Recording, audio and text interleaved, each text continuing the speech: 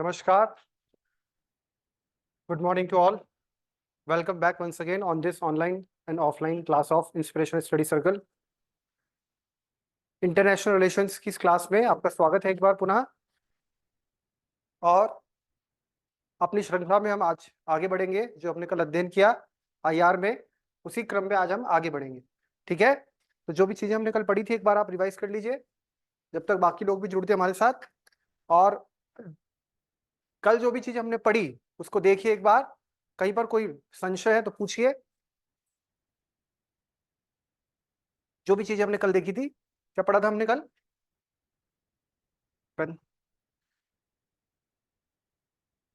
आदर्शवाद और यथार्थवाद। तो आपको दोनों के बीच में अंतर समझ में आया होगा। आदर्शवाद किसको बोलेंगे, यथार्थवाद किसको बोलेंगे। ठीक है, तो आज का दौर किस तरह का है? यथार्थवाद का है। आदर्शवाद में हमने देखा था जो बातें हैं आदर्शवाद की, वो किस प्रकार की बातें हैं। आदर्शवाद मतलब आदर्शवादी विचार है उसमें, जो कि एक सपना हो सकता है लेकिन वो वास्तविकता नहीं हो सकता। वास्तविकता ऐसा होना उसका संभव नहीं है। तो फिर हम किस तरफ बढ़े? यथार्थवाद की तरफ। यथार्थवाद मतलब जहां पर हम अपने हितों की पूर्ति करने के लिए हर प्रकार की नीति को अपनाएंगे, और यथार्थवाद ही आज की सच्चाई भी है। लेकिन यथार्थवाद और आदर्शवाद दोनों का एक मिला रूप वो ज्यादा सही होगा, क्योंकि यथार्थवाद बिल्कुल करंट सिचुएशन के ऊपर बात करेगा, बिल्कुल सच्चाई के, बिल्कुल रियल के ऊपर, रियलिज्म जिसे हम बोल रहे हैं। तो एक बीच में टर्म आती है प्रेगमेटिज्म। क्या बोलते हैं उसे? प्रेगमेटिज्म, जो कि दोनों का एक सम्मिलित रूप है। तो यथार्थवाद और आदर्शवाद का सम्मिलित रूप होता है प्रेगमेटिज्म। चलिए तो जरा इसको भी लिख दीजिए। इसको लिखिए व्यवहारिकतावाद। व्यवहारिकतावाद हिंदी में लिखेंगे इसे व्यवहारिकतावाद। इसके हिंदी के नाम तो बहुत सारे अलग अलग हैं, क्योंकि हिंदी में एग्जैक्ट इसका कोई नाम नहीं है। स्लैश प्रायोजनवाद। प्रायोजनवाद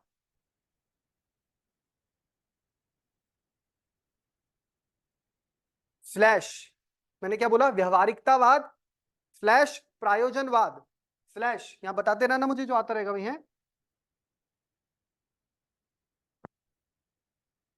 जो बच्चे अभी अभी ज्वाइन हुए हैं, हम बात कर रहे हैं आईआर में। कल हमने बात की थी दो थ्योरीज की, रियलिज्म और आइडियलिज्म। यानी कि हमने बात की थी यथार्थवाद और बात की थी आइडियलिज्म, आदर्शवाद की। तो उन दोनों के मध्य एक और बीच में हमारी थ्योरी आती है, विचार आता है, उसको बोलते हैं प्रेगमेटिज्म, जिसे हिंदी में बोलते हैं व्यवहारिकतावाद या प्रायोजनवाद। उसी को लिखना है, जरा दो पंक्तियां लिखनी है उसमें। लिखिए। सर प्रायोजनवाद के बाद क्या बोला था? प्रायोजनवाद, इसी का नाम व्यवहारिकतावाद स्लैश, स्लैश करके लिख दीजिए इसी को इंग्लिश में प्रेगमेटिज्म, PRAGMATISM। इसका इंग्लिश नाम ही याद रखना। हिंदी में तो नाम बनाए जाते हैं खुद ही, लेकिन इंग्लिश नाम है इसका ये प्रेगमेटिज्म। लिखिए, लिखिए यह विचार आदर्शवाद, यह विचार आदर्शवाद और यथार्थवाद के मध्य का विचार है। यह विचार आदर्शवाद और यथार्थवाद के मध्य का विचार है। ये मध्य का विचार है। मध्य का मतलब दोनों के बीच में ये क्या करता है? संतुलन स्थापित करता है। दोनों के बीच में सामंजस्य स्थापित करता है। किन दोनों के बीच में? आदर्शवाद के बीच में और यथार्थवाद के बीच में संतुलन स्थापित करता है।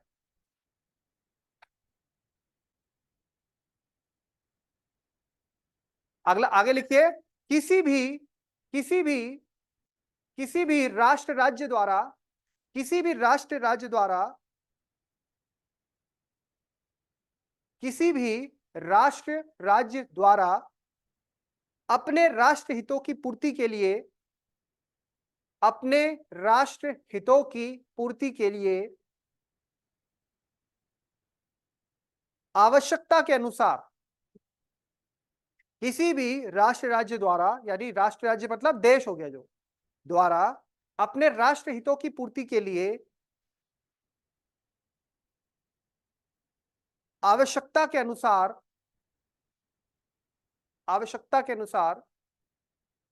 आदर्शवाद व यथार्थवाद का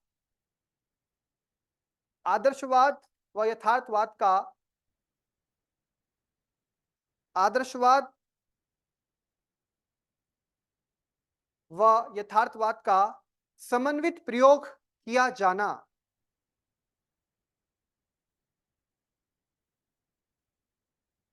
समन्वित प्रयोग किया जाना ही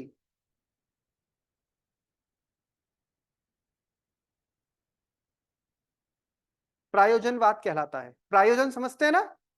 प्रायोजन मतलब उद्देश्य। क्या उद्देश्य है? तो अपने उद्देश्य की पूर्ति हेतु अलग अलग तरह की रणनीति अपनाई जाती है, अलग अलग तरह की नीति का सहारा लिया जाता है, और वही क्या है?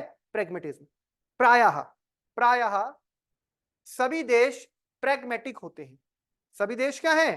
प्रैग्मेटिक हैं, क्योंकि वो संतुलन स्थापित कर रहे हैं रियलिज्म और आइडियलिज्म के बीच में।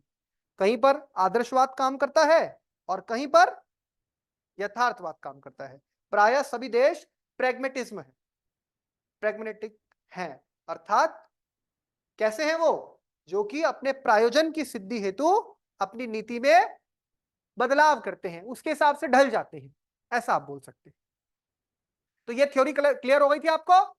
जो हमने कल पढ़ी थी, मेन जो थ्योरी थी वो आपको कल समझा दी गई थी। अब आगे देखिए, बोर्ड पे देखिए सीधा सभी लोग। अब तक जो हमने पढ़ा है वहां तक आपको सारी चीजें क्लियर होंगी। हमने क्या पढ़ा, कैसे पढ़ा, क्या क्या चीजें देखी, और भारत की विदेश नीति के दो मुख्य उद्देश्य क्या हैं, ये आपको क्लियर है सबको? सबसे पीछे बेटे बताइए, विदेश नीति के दो मुख्य उद्देश्य क्या हमारी विदेश नीति के? सबसे पहले क्या है? राष्ट्रहित। और दूसरी चीजें क्या थी? राष्ट्रहित के बाद क्या था? अंतरराष्ट्रीय शांति और सुरक्षा। इसको हम फोकस करते हैं, ठीक है? तो इंटरनेशनल रिलेशंस के ऊपर हमने बात की थी, और जो पॉलिसी होती है इंटरनेशनल रिलेशन की वो हमने आपको बताई थी, वो किस तरह से काम करती है, जो कॉन्स्टेंटली चेंज होती है। प्रेगमेटिज्म की बात कर रहे हैं ना हम, हमारी पॉलिसी एक ही जैसी रहेगी हर देश के लिए, हर समय पर। ये एक्चुअल नहीं होता, ये समय के साथ चीजें चेंज होती है, समय के साथ रिश्ते चेंज होते हैं दूसरे राष्ट्र राज्यों के साथ। तो यहीं पर बात हो रही है, the policy of promoting one's ideals, interest, objectives and other principles is referred to as foreign policy of a country. इसी को आप क्या बोलते हैं? अपनी विदेश नीति। तो भारत की विदेश नीति में ये बातें ध्यान में रखी जाती है। एक तो भारत के हितों की क्या होती रहे? पूर्ति होती रहे। दूसरा, अंतरराष्ट्रीय शांति और सुरक्षा में भारत एक जिम्मेदार राष्ट्र के रूप में अपनी भूमिका निभाता रहे। और पॉलिसी क्या होती है? इस आधार पर ये दो चीजें तो परमानेंट रहेंगी, इनको प्राप्त करने के लिए हमारी जो नीति है उसमें कॉन्स्टेंटली परिवर्तन आएगा, डोमेस्टिक लेवल पर भी और इंटरनेशनल स्टेज में भी। तो फिर हम देख रहे हैं, India is one of the most ancient civilisations in the world. हम जब अंतरराष्ट्रीय संबंधों की बात करते हैं तो आज की नई बात नहीं है, हम प्राचीन काल से जानते हैं कि प्राचीन भारत में भी, जो प्राचीन भारत था, सिंधु घाटी सभ्यता वाला भारत था, वो भी ट्रेड करता था। वहां पर भी आप देखते हैं, जब 16 महाजनपदों का उदय हुआ तो अलग अलग महाजनपदों के एक दूसरे के साथ संबंध होते थे। तो हम ये समझते हैं कि अंतरराष्ट्रीय राजनीति या अंतरराष्ट्रीय संबंध कोई नई विषय वस्तु नहीं है, यह काफी प्राचीन विषय वस्तु रही है। तो ध्यान रखना है आपको, भारत दुनिया की एक प्राचीन सभ्यताओं में से एक है। जैसे हमने पढ़ी थी, कौन सी हिस्ट्री में आपने पढ़ी होगी, हमारी हड़प्पा सभ्यता है, एक आपने पढ़ी है ह्वांगहू नदी सभ्यता चीन की, एक आपने पढ़ी है मिस्र की सभ्यता, एक आपने पढ़ी है मेसोपोटामिया की सभ्यता, माया सभ्यता, तरह की, उसके बाद रोमन सभ्यता, है ना? तो अलग अलग प्रकार की सभ्यताएं हैं। And from ancient times India's foreign policy remain independent. और प्राचीन काल से ही भारत की विदेश नीति स्वतंत्र रही है, whether it was Mauryan empire, चाहे मौर्य काल का समय रहा हो, चाहे गुप्ता काल का समय रहा हो, या फिर मुगल एम्पायर। अब मुगलों के समय भी आपने देखा हिस्ट्री में संबंध स्थापित हुए हमारे, तभी तो British east India company Bharat में आई। आपने देखा कौन आया था जहांगीर के दरबार में? कौन सा इंग्लिश दूत आया था, अंग्रेजी दूत, क्या नाम था उसका? Very good, captain William Hawkins. कब की बात है ये? सन 1608 की। तो उस जमाने में भी हम देखते हैं राष्ट्र राज्यों के बीच में संबंध स्थापित हुआ करते थे। और आपने देखा जेम्स प्रथम का पत्र भी आया था जहांगीर के लिए। तो जहांगीर भारत का शासक, जेम्स प्रथम ब्रिटेन का शासक, दो शासकों के बीच में जब पत्राचार हो रहा है, बातचीत हो रही है, व्यवहार हो रहा है, तो इसका मतलब आपको क्या दिखता है कि वहां पर भी, उस समय पर भी संबंध स्थापित हुआ करते थे। जैसे आज के समय होते हैं, ऋषि सुनक और नरेंद्र मोदी के बीच में वार्ता हो रही है, ठीक, इसको अगर हम पीछे देखें तो वैसा हो गया कि जेम्स प्रथम और जहांगीर के बीच में वार्ता हो रही है। ये आप समझ रहे हैं? तो फॉरेन पॉलिसी जो किसी भी देश की होती है वो बहुत सारे कारकों से प्रभावित होती है, उसको बहुत सारे कारक जो है व्यवहार देते हैं, उसको शेप देते हैं, उसको आकार देते हैं। क्या? जैसे किसी भी देश का इतिहास। अब भारत और पाकिस्तान के बीच में असल जो विवाद है वो क्या है? वो ऐतिहासिक विवाद है, और वो ऐतिहासिक विवाद ही हमें आज भी वर्तमान में भी प्रभावित कर रहा है। हिस्टोरिकल डिस्प्यूट्स है कुछ चीजें। दूसरी बात हो गई कल्चर। कल्चर होती है संस्कृति। संस्कृति के आधार पर मैंने कहा था विदेश नीति में क्या होता है, जब हम आईआर पढ़ते हैं तो उसमें केवल यही नहीं देखा जाता आपके किसी देश के साथ मधुर संबंध है। अगर मधुर संबंध है तो वो एक पक्ष है, वो क्यों है, उनके पीछे क्या कारण है, क्या इतिहास है, क्या संस्कृति है, क्या शिक्षा है, आवश्यकता है, क्या है। और अगर संबंध खराब है तो वो भी पढ़ा जाता है किसमें? अंतरराष्ट्रीय संबंधों में। अच्छा होना और बुरा होना दोनों ही चीजों का एनालाइज किया जाता है। तो इतिहास हो, संस्कृति हो, भूगोल हो, या फिर अर्थव्यवस्था हो, डोमेस्टिक और इंटरनेशनल वैल्यू, यानी राष्ट्रीय और अंतरराष्ट्रीय जितने भी विषय वस्तु हैं वो सब किसी भी देश की किसको प्रभावित करती है? विदेश नीति को। मैंने बोला राष्ट्रीय मामले भी विदेश नीति को प्रभावित करते हैं। मुझे उदाहरण दीजिए आप विकेश, कैसे कोई राष्ट्रीय मुद्दा विदेश नीति को प्रभावित कर सकता है? जल्दी बताइए भाई। ये तो आप लोग बता देंगे, संस्कृति हो गई, बिल्कुल सही, दिमाग सही। हिस्ट्री हो गई, प्रभावित करती है, कल्चर प्रभावित करता है, संस्कृति। नेपाल और भारत के बीच में रोटी बेटी का संबंध है, तो सांस्कृतिक संबंध है ना। अब राम मंदिर के लिए, भगवान राम के लिए उन्होंने बहुत सा सोना भेजा, तमाम, वो संस्कृति है। बॉर्डर अलग जगह है, सरकारें अलग जगह है, मोदी जी अलग है, वहां के प्रधानमंत्री अलग, लेकिन लोगों के बीच में कनेक्ट है कि वो भगवान राम को अपना जमाई मानते हैं नेपाल के लोग। तो ये सांस्कृतिक संबंध, ऐतिहासिक संबंध होते हैं, सांस्कृतिक संबंध होते हैं, भौगोलिक संबंध होते हैं। भौगोलिक मतलब ज्योग्राफी। ज्योग्राफी जैसे पाकिस्तान और बांग्लादेश भले आज एक स्वतंत्र संप्रभु राष्ट्र है, लेकिन भौगोलिक रूप से तो हम एक ही रहे हैं। हिमालय में अलग अलग देश हैं, नेपाल है, भूटान है, उत्तराखंड का हिस्सा, भारत का हिस्सा उत्तराखंड है, हिमाचल है, लेकिन कहीं ना कहीं रहन सहन लोगों का, खान पान लोगों का, कल्चर एक जैसी चीजें आ जाती है। भूगोल से हम लोग जुड़ रहे हैं। कौन सी चीज हमें जोड़ रही है? भूगोल। गंगा नदी जो हमारे लिए इंपॉर्टेंट है, वही नदी बांग्लादेश के लिए भी लाइफलाइन है। ब्रह्मपुत्र नदी जो हमारे लिए इंपॉर्टेंट है, वही नदी बांग्लादेश के लिए भी। नदी को तो नहीं पता ये भारत है बांग्लादेश है। तो भूगोल भी हमें आपस में जोड़ता है, और भूगोल के कारण विवाद भी हो सकता है। तो फिर इकोनॉमी, अर्थव्यवस्था की बात, इस पूरे खित्ते में, इस पूरे क्षेत्र में, दक्षिण एशिया में सबसे बड़ी ताकत कौन है? भारत। तो भारत का वैसे भी बहुत ज्यादा महत्व है, क्योंकि भारत के साथ हर देश व्यापार करना चाहेगा, भारत से आयात भी करेगा चीजों को, निर्यात भी करेगा। फिर बात आती है कुछ डोमेस्टिक इश्यूज। डोमेस्टिक इश्यूज कैसे प्रभावित करते हैं फॉरेन पॉलिसी को? मैंने बोला बेटा बताओ इसको, विकेश ने तो बिल्कुल सही उत्तर दिया। और कोई बताइए भाई।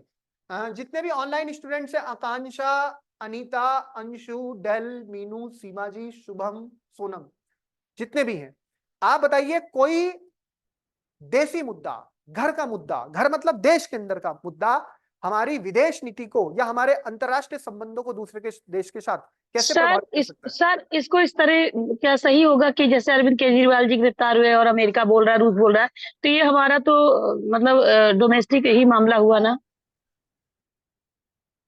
कुछ हद तक आप बोल सकते हैं, हालांकि वो एक टिप्पणी है। जी टिप्पणी उन्होंने किया, सर लेकिन सर प्रभावित हो सकता ना जी। हाँ, सर लेकिन वो एक टिप्पणी है, उनका भाग। सर मैं बोलूं। हाँ, बोलो बोलो। सर जैसे मान लो कि हमारा देश हो, कोई पड़ोसी देश है जिससे हमारी कोई नदी हो, नहर हो या बांध हो, वो हमारे एक दूसरे के साथ जुड़ा हो, तो ठीक है। हाँ, अगर मान लो उस देश में कोई भी समस्या आती है कि नहीं, वहां का पानी अफेक्ट हो रहा है, वहां खत्म हो रहा है, या कुछ भी ऐसा, मतलब कि जैसे मान लो हमारे यहाँ किसी जैसे सब्जियां हैं या कोई भी फल, जैसे कुछ भी सामान जो उधर से आता है, अगर वो वहां पे पैदावार नहीं हो रही, तो हम भी उससे अफेक्ट होंगे ना। हाँ, देखिए इसको इस तरह से समझ सकते हैं, देशी मुद्दे कैसे असर डालेंगे। मसलन भारत के अंदर पंजाब राज्य में अशांति फैलाने के लिए खालिस्तान मुद्दे को समर्थन किया गया दूसरे देशों के साथ। अब पंजाब हमारा राज्य है, हमारी टेरिटरी है, यहां पर अशांति फैलाने वाले तत्वों को जो कि खालिस्तान की मांग कर रहे हैं, अगर उन्हें कोई दूसरा देश मसलन कनाडा या यूके श्रेय देता है, आश्रय देता है, तो क्या इसका संबंध हमारे और उस देश के, जो देश ऐसे तत्वों को शरण दे रहा है, पड़ेगा नहीं पड़ेगा? कोई भी यस सर देश पड़ेगा। की रक्षा करना चाहेगा नहीं चाहेगा? भारत अपनी अखंडता को मेंटेन करना चाहेगा नहीं चाहेगा? और अगर कुछ ऐसे तत्व, कुछ ऐसे गिरोह या कुछ ऐसे लोग जो कि विदेशी धरती से भारत के खिलाफ षड्यंत्र कर रहे हैं कि भारत के अंदर अशांति और अस्थिरता पैदा की जाए, तो क्या इसका संबंध पड़ेगा नहीं पड़ेगा? तो ये भारत के अंदर पूरा नेटवर्क बना रहे हैं, देश के अंदर जो पंजाबी सेंटीमेंट है उसको इन्फ्लुएंस किया जा रहा है। ये घर का मुद्दा है हमारा, कोई तनाव है, कोई विवाद है, हम उसको खुद सुलझाएंगे। ऐसा एक मुद्दा था किसका? लिट्टे। इसकी तरफ आपका दिमाग नहीं गया। लिट्टे, लिट्टे क्या था? जो श्रीलंका में, श्रीलंका हमारा पड़ोसी देश है, श्रीलंका में जो तमिलियंस हैं, श्रीलंका में दो तरह के लोग हैं, एक जो श्रीलंका के मूल लोग हैं पुराने सिंहला सिंहला स्पीकर, और एक है वहां तमिल स्पीकर जो तमिल बोलते हैं, जो भारत से गए थे तमिल। अब तमिलनाडु की पॉलिटिक्स, अब देखो वो जो ये थे तमिल श्रीलंका वाले, वो वहां पर एक प्रकार का ऐसा ऑर्गेनाइजेशन बन गया जिसको बोला जाता है लिट्टे, जिसका मुखिया था प्रभाकरन। वो हथियार का इस्तेमाल करता था, कई बार श्रीलंका के नेताओं पर हमला हुआ, और वही लिट्टे आगे चल के हमारे पूर्व प्रधानमंत्री राजीव गांधी की हत्या के लिए भी जिम्मेदार रहा।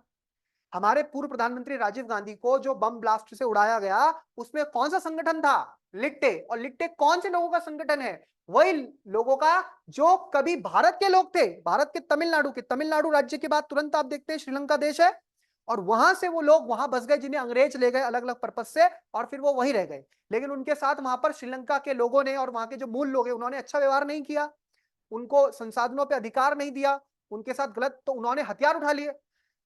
जैसे हमारे यहाँ ये है उग्रवादी है, अलगाववादी है, नक्सलवादी है, वैसे ही वहां पे उन्होंने हथियार, और इतने बड़े स्तर पर हथियार उठाए कि वो हिंसा करने लगे, श्रीलंका के नेताओं को मारने लगे। अब सर श्रीलंका उनको की उनसे सरकार तकलीफ क्यों थी? एक सेकंड मुझे बात पूरी करने दीजिए। श्रीलंका की सरकार उन पे जब जब जी नकेल कसने का प्रयास करती थी, भारत सरकार के सहयोग से भी बात करती थी, तो तमिलनाडु के लोग या तमिलनाडु की जो मुख्यमंत्री होती है, सरकार होती है, वो चिढ़ जाती थी। अब आप देखो ये देसी मामला हो गया, यानी तमिलनाडु की सरकार का सीधा सीधा जुड़ाव किससे है? लिट्टे से। मतलब लिट्टे आतंकवादी संगठन है। कैसा जुड़ाव? भावनात्मक जुड़ाव, कि वो तमिल के ही लोग थे। अब वोट बैंक की पॉलिटिक्स है, अगर लिट्टे के ऊपर कोई एक्शन होता था तो इससे तमिलनाडु की पॉलिटिक्स प्रभावित होती थी, और तमिलनाडु में कुछ प्रभाव होता, तमिलनाडु सरकार भारत सरकार पे दबाव डालती थी, भारत सरकार श्रीलंका सरकार पे दबाव डाले कि वो उनपे को कोई कार्रवाई ना करे। कहां से कहां चल रहा है? यानी तमिलनाडु की सरकार असर डाल रही है, भारत सरकार पे दबाव डाल रही है कि आप श्रीलंका सरकार से, तमिलनाडु की सरकार तो श्रीलंका सरकार से बात नहीं कर सकती क्योंकि तमिलनाडु एक राज्य है, बात तो भारत के लेवल पे होगी, पर तमिलनाडु राज्य, और उस टाइम वैसे भी कोलेशन गवर्नमेंट होती थी। कोलेशन समझते हो? गठबंधन की सरकार है, 39 सीटें हैं, मान लो तमिलनाडु की पार्टी ने वोट समर्थन दे रखा है सेंट्रल गवर्नमेंट को, और तमिलनाडु के हिसाब से आप नहीं चल रहे हो तो वो समर्थन वापस लेंगे, केंद्र की सरकार गिर जाएगी। तो देसी मुद्दे भी, घर के अंदर के मुद्दे भी कई बार हमारी विदेश नीति को प्रभावित करते हैं। तो ये बड़े स्तर पर, इसमें आपको लिट्टे मुद्दा, खालिस्तान मुद्दा, एक और मुद्दा बताता हूं आपको पता है बांग्लादेश के साथ हमारा एक नदी का विवाद चल रहा है, तिस्ता नदी विवाद, तिस्ता रिवर, ये वही है ब्रह्मपुत्र की सहायक। भारत सरकार और बांग्लादेश सरकार इस विवाद का समाधान चाहती है। प्रधानमंत्री नरेंद्र मोदी और प्रधानमंत्री शेख हसीना इसमें एक राय पे भी पहुंच गए थे, समझौता होने वाला था, ममता बनर्जी ने टांग अड़ा दी। वो पश्चिम बंगाल की चीफ मिनिस्टर है, उन्हें लगा कि अगर ये समझौता होता है तो जो ज्यादा पानी है तिस्ता का वो कहां चला जाएगा? बांग्लादेश। ममता बनर्जी को लेके भी गए थे प्रधानमंत्री, और शेख हसीना आई थी, ममता बनर्जी भी, जबकि ममता बनर्जी एक राज्य की मुख्यमंत्री है, पर उन्होंने वहां बवाल मचा दिया, अपने राज्य के लोगों को उस तरह से। अब इससे पॉलिटिक्स हिली। अब देखो इसका राज्य का असर, बंगाल के हितों का असर भारत पे पड़ा, और भारत सरकार इसके बांग्लादेश के साथ समझौता नहीं कर पाई। और भारत बांग्लादेश के संबंध अच्छे हैं, फिर भी वहां बांग्लादेश में मांग उठ रही है बार बार, सरकार कई बार चाह रही है कि तिस्ता नदी समझौता हो जाए, पर हो ही नहीं पा रहा है बंगाल सरकार बीच में। तो कभी तमिलनाडु सरकार की वजह से, तो कभी बंगाल सरकार की वजह से, तो कभी पंजाब सरकार की वजह से भारत सरकार को झुकना पड़ जाता है, भारत सरकार को अपनी नीति में थोड़ा सा परिवर्तन करना पड़ जाता है। ये आपको मैंने 3 उदाहरण दे दिए सामने सामने, जो कि बताता है कि डोमेस्टिक पॉलिटिक्स किस प्रकार से विदेश नीति को प्रभावित करती है। ये बात समझ में आई आपको, नहीं आई? हाँ भाई, सर कुछ मेरा एक बोलना चाह रहे हैं, क्वेश्चन है। बोलिए। हाँ बोलिए, बोलिए, कौन बोलना चाह रहा है? ये सर आप जैसे कह रहे हो कि सरकार को, भारत सरकार को बार बार झुकना पड़ रहा है, वैसे सेंटर के पास तो पावर ज्यादा है, फिर वो एक स्टेट के वजह से कैसे झुक सकती है अगर भारत के हित में कोई डिसीजन लिया जा रहा है? देखो, सेंटर झुकना पड़ने की बात नहीं है, सेंटर की झुकने की वाली बात नहीं बोल रहा हूं मैं। झुकने का मतलब यह है एक तालमेल बिठाना पड़ता है, हम राज्य को भी नाराज नहीं कर सकते। भाई सेंटर की गवर्नमेंट है तो वो लोगों के वोट से आई है ना, गवर्नमेंट किससे आई है? लोगों की वोट से आई है। तो क्यों नरेंद्र मोदी सरकार चाहेगी? वो तो चाहेगी हमारी बंगाल में भी सरकार बने। अगर किसी मुद्दे को बंगाल के बना दिया है वहां की लोकल पार्टी ने, तो तमिल वहां की सरकार उसको बुना के लोगों के सेंटिमेंट्स को प्रभावित कर रही है। बीजेपी भी तो एक पॉलिटिकल पार्टी है, बीजेपी को तो चुनाव लड़के आना है। भारत सरकार कैसे बनती है? बनती तो लोगों के वोट से ही है। और अगर लोग किसी भी क्षेत्र के प्रभावित हो रहे हैं या उनके हितों पे असर पड़ रहा है, तो इससे सरकार की छवि पर नकारात्मक असर पड़ता है। इसी भाजपा को बंगाल में भी सरकार बनानी है, तो कोई भी काम ऐसा करेगी ना जिससे सांप भी मर जाए और लाठी भी ना टूटे। अब आप समझौता तो कर दो, भारत सरकार पावरफुल है, एक राज्य की बात क्यों ही सुने? वो बात सही है आपकी, लेकिन भारत सरकार को अपने घर का मामला भी तो देखना है। ऐसे तो कभी ममता बनर्जी इतना घुमा देगी बंगाल के लोगों को कि देखो इन्होंने हमारे हितों को तिलांजलि देते हुए दूसरे देश के साथ समझौता कर दिया। हमें बांग्लादेश की ज्यादा चिंता होगी कि अपने लोगों की ज्यादा चिंता होगी? इस मुद्दे को ऐसा बुनाएंगी, भाजपा कभी बंगाल में आ ही नहीं पाएगी। तो भाई भाजपा को वो भी देखना है तो भाजपा को अपनी डोमेस्टिक पॉलिटिक्स भी देखनी है, हर चीज देखनी पड़ती है। पंजाब में भी स्थिति देखनी पड़ती है कि आम आदमी पार्टी वहां पे तालमेल बिठा के रखना पड़ता है। सर राजनीति बहुत बड़ी चीज है, इसको दोनों लेवल पर देखा जाता है, न केवल अंतरराष्ट्रीय स्तर पर, राष्ट्रीय स्तर पर भी देखना पड़ता है। ये भी आपको बात ध्यान रखनी पड़ेगी। हाँ बोलिए, कुछ बोल रहे हो और? हाँ सर, जैसे आपने भी बताया ना कि जो तमिलनाडु के जो लोग थे जो श्रीलंका गए तो अगेंस्ट हो गए, तो उन्होंने मतलब राजीव गांधी की हत्या का कारण क्या था उनका, राजीव गांधी की हत्या जो का लिट्टे कारण ने तो करा? पॉलिटी में पढ़ाऊंगा मैं, लेकिन राजीव गांधी की हत्या का मेन कारण यह है कि राजीव गांधी ने प्रभाकरन के साथ समझौता कर लिया था। प्रभाकरन कौन है? प्रभाकरण कौन? लिट्टे का मुखिया, जो आतंकवादी था। अब वो आतंकवादी था, सोचो, उसके साथ बातचीत हुई। श्रीलंका की सरकार दबाव डाल रही है कि भारत सरकार हमारा सहयोग करे, लिट्टे को खात्मा करना है। भारत सरकार चिंता में पड़ गई, वहां खात्मा करेंगे। ये जो मैडम ने भी बात पीछे पूछी थी आपसे पीछे वाली, अब भारत ऐसा सही, ऐसे तो हम आतंकवाद के खिलाफ है, तो वो लिट्टे हो चाहे फिट्टे हो, हमें तो उसको मारना चाहिए। लेकिन वो उसके लोग कौन है? तमिल, तमिल लोग हैं, उनका मूल क्या है? तमिलवाद। अब बात यहां अटक जाती है। अब तमिलवाद है, तमिल वाले हैं, उनको कुछ करोगे तो तमिलनाडु में बवाल मचेगा मचेगा। तमिलनाडु में वैसे भी आप, तमिलनाडु को देश की पॉलिटिक्स से खास मतलब भी नहीं रहता, दिल्ली कुछ करे करे, तमिलनाडु अपने हिसाब से चलता है। वहां कभी बीजेपी आती नहीं, वहां आती है डीएमके और एआईएडीएमके। चाहे राम का मुद्दा हो जाए चाहे कोई मुद्दा हो जाए, वहां की अपनी अलग पॉलिटिक्स चलती है। तो ये भी तो देखो, विविधता वाला देश है। फिर भी राजीव गांधी ने समझौता किया और श्रीलंका की सरकार के साथ सहयोग में आए। श्रीलंका की सरकार के साथ सहयोग में आए और राजीव गांधी, 1987 की बात है ये, राजीव गांधी प्रधानमंत्री थे और उन्होंने वहां पर भेजी भारतीय सेना, Indian peace keeping force, IPKF.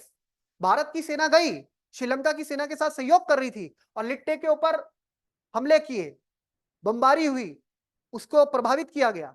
लेकिन इसका हमें रिस्पॉन्स उल्टा पड़ गया। हमारे जो जवान गए थे वो जिंदे वापस नहीं लौटे। लिट्टे इतना शक्तिशाली था, सोचो, वो वहां से उनकी डेड बॉडीज आई। राजीव गांधी के ऊपर और डबल प्रेशर पड़ गया। अब आप सोचो, एक तो श्रीलंका के साथ हमने सहयोग और कोऑपरेट करने के लिए उनको सपोर्ट किया, अपनी आर्मी भी भेजी, आर्मी वहां जीतना तो छोड़ो, वहां तो डेड बॉडी आ रही है हमारे सोल्जर्स की। ऊपर से तमिलनाडु और चिल्ला रहा है, वहां की सरकार और केंद्र पे दबाव डाल रही है। इसी बात से लिट्टे चिढ़ गया था और लिट्टे ने कहा ये हमारा, अब वही वाली बात हो जाती है ना, हम लोग भारतीय मूल के रहे हैं कभी, और ये हमारे मूल का होते हुए, जैसे हम धर्म की बात कर देते हैं आतंकवाद में, ये हमारे ही धर्म का, हमारी जाति का और हमारे पे ऊपर उन्होंने करा। उन्होंने उस दिन कसम खा ली थी कि राजीव गांधी को जिंदा नहीं छोड़े। और 4 साल बाद उन्होंने अपना बदला लिया, जब राजीव गांधी तमिलनाडु में ही 1991 में मई का महीना था, मई का महीना, रात हो रही थी, रात के समय उनकी एक रैली थी और इसी लिट्टे ने मानव बम बना के मानव बम बना के राजीव गांधी को बॉम्ब ब्लास्ट से ऐसा उड़ा दिया कि उनकी बॉडी के चिथड़े चिथड़े हो गए। तो सोचो ना, राजनीति में बहुत चीजें सोच समझ के चलनी पड़ती है। जो ये है कि केंद्र की सरकार पावरफुल है और वो है, और प्रेशर ग्रुप्स भी बहुत होते हैं, बहुत सी चीजें, भाई बहुत सी चीजों को सोच के समझ के चलना पड़ता है। राजनीति इतनी आसान चीज नहीं है जो हमें लगता है कि हम तो पावर में बैठे हैं और हमें कोई खतरा ही नहीं है। जो जितना पावरफुल उसको खतरा भी उतना ही ज्यादा है, तो उसके लिए और चिंताएं भी होती है, उसके लिए और कंसर्न भी होते हैं, उसको इस तरह से चीजें देखनी पड़ती है। लेकिन याद रखें, जब राजीव गांधी की मृत्यु हुई उस वक्त राजीव गांधी प्रधानमंत्री नहीं थे, और उनके जितने भी लोग इस मौत में शामिल हुए हैं, मैं तो दिल्ली में जा रखा हूं जहां राजीव गांधी के जूते भी रखे हैं, त्रिमूर्ति भवन, मैं वहां पूरा देख के आया हूं। जब राजीव गांधी की जब बॉडी, डेड बॉडी, आप समझे, बॉडी तो उनकी मिली नहीं, चिथड़े चिथड़े बॉम्ब ब्लास्ट हुआ, कोई हाथ कहीं, पैर कहीं, कोई शरीर का अंग कहीं, जूते बूते जो उनके बचे उसे मिले उसको वहां रखा, एक संग्रहालय बना रखा उन्होंने कांच का उसमें। तो हम गए थे उस टाइम दिल्ली में, देख के आए थे पूरा। आप कभी जाइएगा वहां पे, त्रिमूर्ति भवन जो एक उसको बोलते हैं, नेहरू जी का घर था जो त्रिमूर्ति भवन।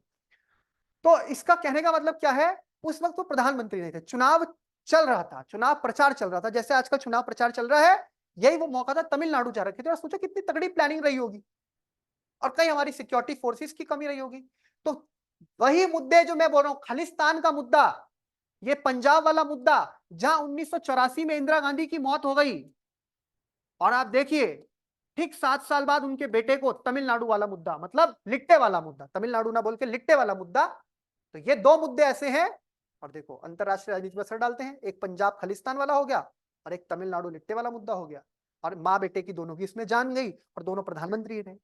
तो ये कहने का मतलब है, राजनीति एक बड़ी चीज है, इसमें राष्ट्रीय और अंतरराष्ट्रीय मुद्दे भी शामिल होते हैं, और सब चीजों को ध्यान में रखते हुए किसी भी देश की विदेश नीति तय की जाती है कि हमें नुकसान ना हो, हमारा अधिक से अधिक हित हो। तो ये मुद्दे आप आगे पढ़ेंगे, जब पॉलिटी पढ़ेंगे डिटेल्ड में, एक एक करके क्या क्या इंदिरा गांधी की डेथ हुई, कैसे राजीव गांधी की, क्या क्या चीजें हुई। Elements of continuity and change in the country's foreign policy can be explained with reference to the important influence of these factors and forces। यानी किसी भी देश की जो फॉरेन पॉलिसी है उसमें क्या क्या कंटिन्यूटी के एलिमेंट होंगे, कौन से तत्व होंगे जिन्हें कंटिन्यू रखना है, क्या चीजें चेंज होंगी, वो सब एक्सप्लेन होती है किस रेफरेंस में, वो फैक्टर्स जो कि इंफ्लुएंस कर रहे हैं हमारी पॉलिसी को। तो जो भी कारक, जो भी स्थितियां, परिस्थितियां बनेगी, उसके अनुसार कोई देश अपनी नीति में आमूलचूल परिवर्तन करेगा ताकि उसको अधिक से अधिक लाभ हो। ठीक है, तो हमारी विदेश नीति नेशनल इंटरनेशनल दोनों मामले आपको मैंने बता दिए, ये आपको ध्यान रखना है। तो 3S क्या है हमारी विदेश नीति के, हमारे इंटरनेशनल रिलेशन के, stability, strength and soft power, ये 3 चीजें ध्यान रखनी है। नोट कीजिए 3S, 3S तीनों एस से है ना, 3S डैश करके लिखना, स्पेस फॉर स्ट्रेटेजिक, स्ट्रेटेजी, रणनीति के 3 आयाम, रणनीति के 3 आयाम, रणनीति के 3 आयाम क्या है, 1 2 3 करके लिखना है। रणनीति के 3 आयाम क्या है, पहला नंबर पे, पहले नंबर पे लिखो बेटा स्टेबिलिटी, स्टेबिलिटी को हिंदी में लिखो, पहले इंग्लिश में लिखो फिर हिंदी में लिखो। स्टेबिलिटी यानी स्थिरता, स्टेबिलिटी यानी स्थिरता।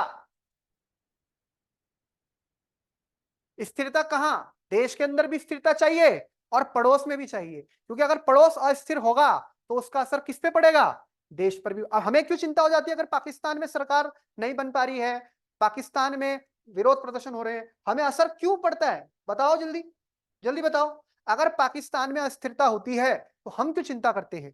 मान लीजिए पाकिस्तान में सरकार आतंकवादियों के हाथ में आ जाए, या पाकिस्तान में ऐसा कुछ हो जाए कि वहां पर सरकार ही ना बन पाए, या इमरान खान को उन्होंने पकड़ के जेल में डाला और वो लोग सड़कों पे आ गए, तो फिर हम क्यों चिंता करें इस बात की, इससे हमारी सेहत पे क्या असर पड़ता है। सर पाकिस्तान हमारी नेबरिंग कंट्री है सर, वो हमारी इंटरनल पीस अफेक्ट करेगी, हमारे साथ उसके साथ ट्रेड अफेक्ट होगा, ये सारी बहुत सारी चीजें ऐसे जो अफेक्ट होंगी। और सर चाइना भी हमारा एक तरीके से मतलब शत्रु देश है, अगर चाइना पाकिस्तान पे ऑक्यूपाई कर लेता है तो एक तरीके से वो भी हमारे और पास आ जाएगा।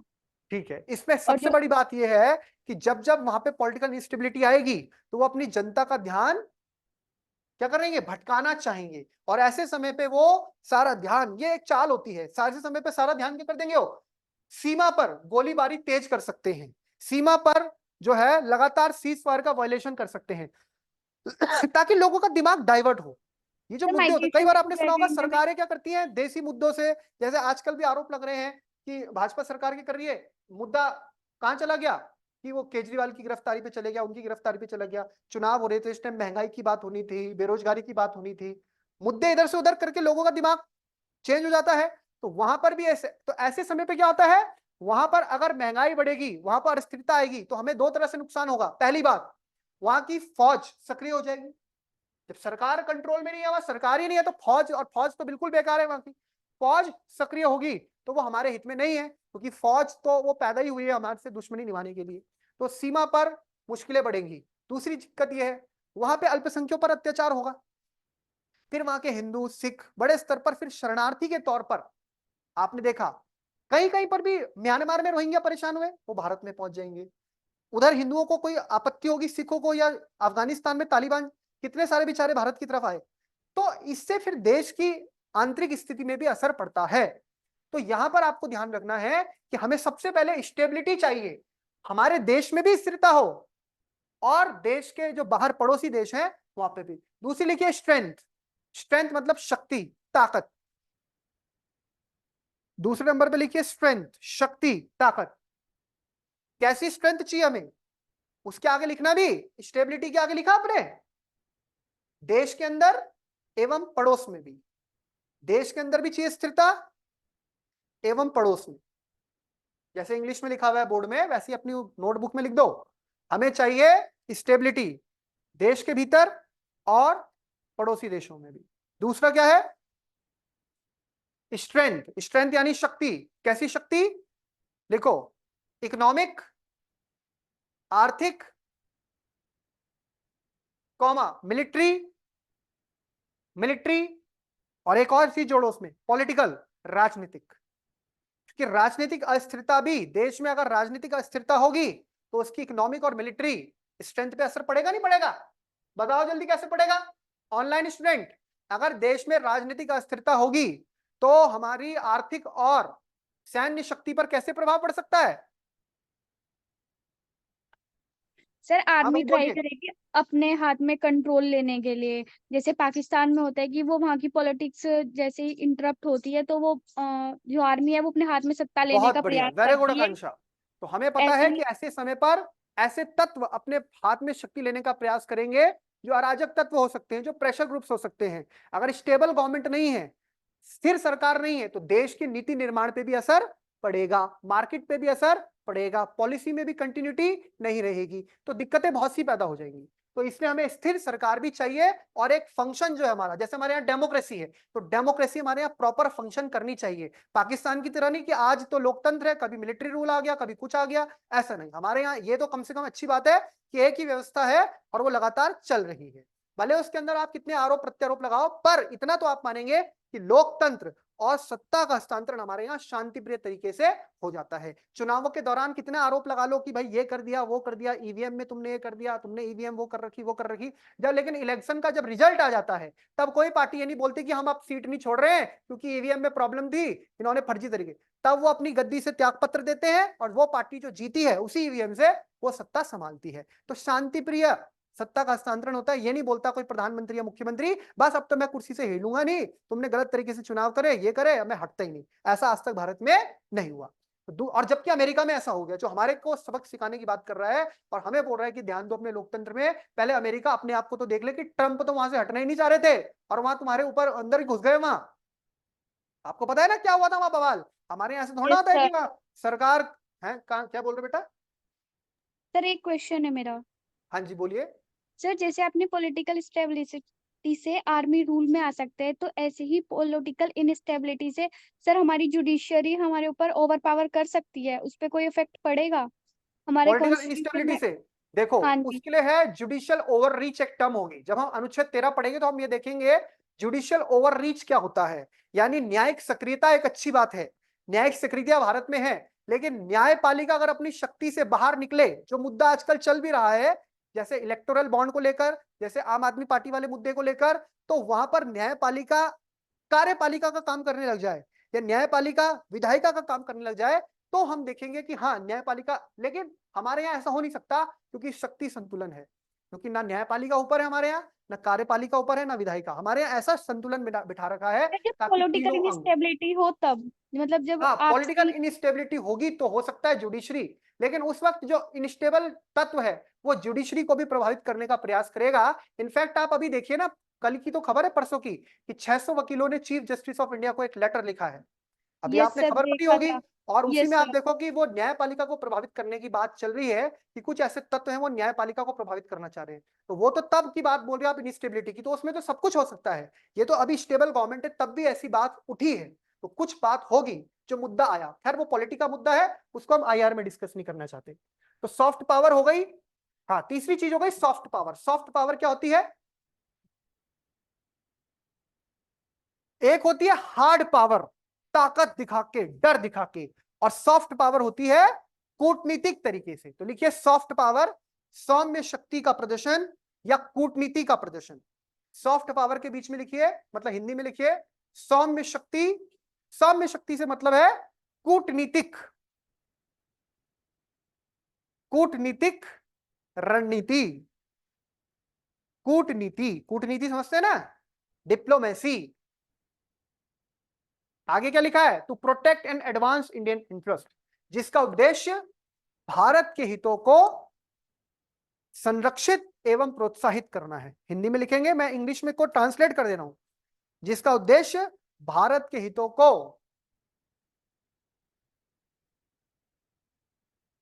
क्या करना है? संरक्षित करना है, और क्या करना है? सुरक्षित करना है, प्रोटेक्ट करना है। ठीक है बच्चे, ये है हमारी फॉरेन पॉलिसी के ऑब्जेक्टिव। तो हम इस तरह से काम करते हैं। हम स्टेबिलिटी की बात करते हैं, स्थिरता की बात करते हैं। स्थिरता हमें चाहिए अपने देश में भी, पड़ोस में भी। हम स्ट्रेंथ की बात करते हैं, आर्थिक रूप से, राजनीतिक रूप से, और सैन्य रूप से, और कूटनीतिक चैनल के माध्यम से हम अपनी बात दूसरों तक पहुंचाएं और दूसरों की बातें भी समझे, और जो फिर हमारे देश के इंटरेस्ट में है, राष्ट्रहित में है, उसमें हम काम करें। अब हम बात कर रहे हैं एक बहुत इंपॉर्टेंट टॉपिक की, जिसका नाम है कूटनीति। हेडिंग डालिए डिप्लोमेसी, कूटनीति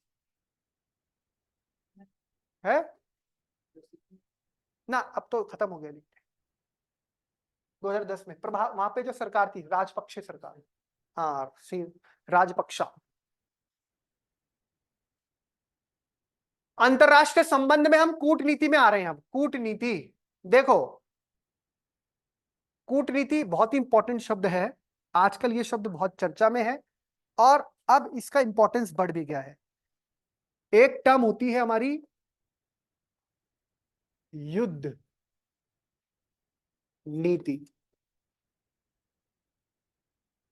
युद्ध नीति, और एक इसका अपोजिट हो गया कूटनीति। आपने देखा है कई देशों को कि कुछ देश युद्ध नीति अपनाते हैं, कुछ देश कूटनीति अपनाते हैं, लेकिन प्राय आजकल सभी देश सबसे पहले कूटनीति पर बल देंगे। युद्ध नीति या युद्ध किसी भी राष्ट्र राज्यों के बीच में एक अंतिम विकल्प के तौर पर प्रयोग किया जाता है। अंतिम विकल्प है युद्ध करना।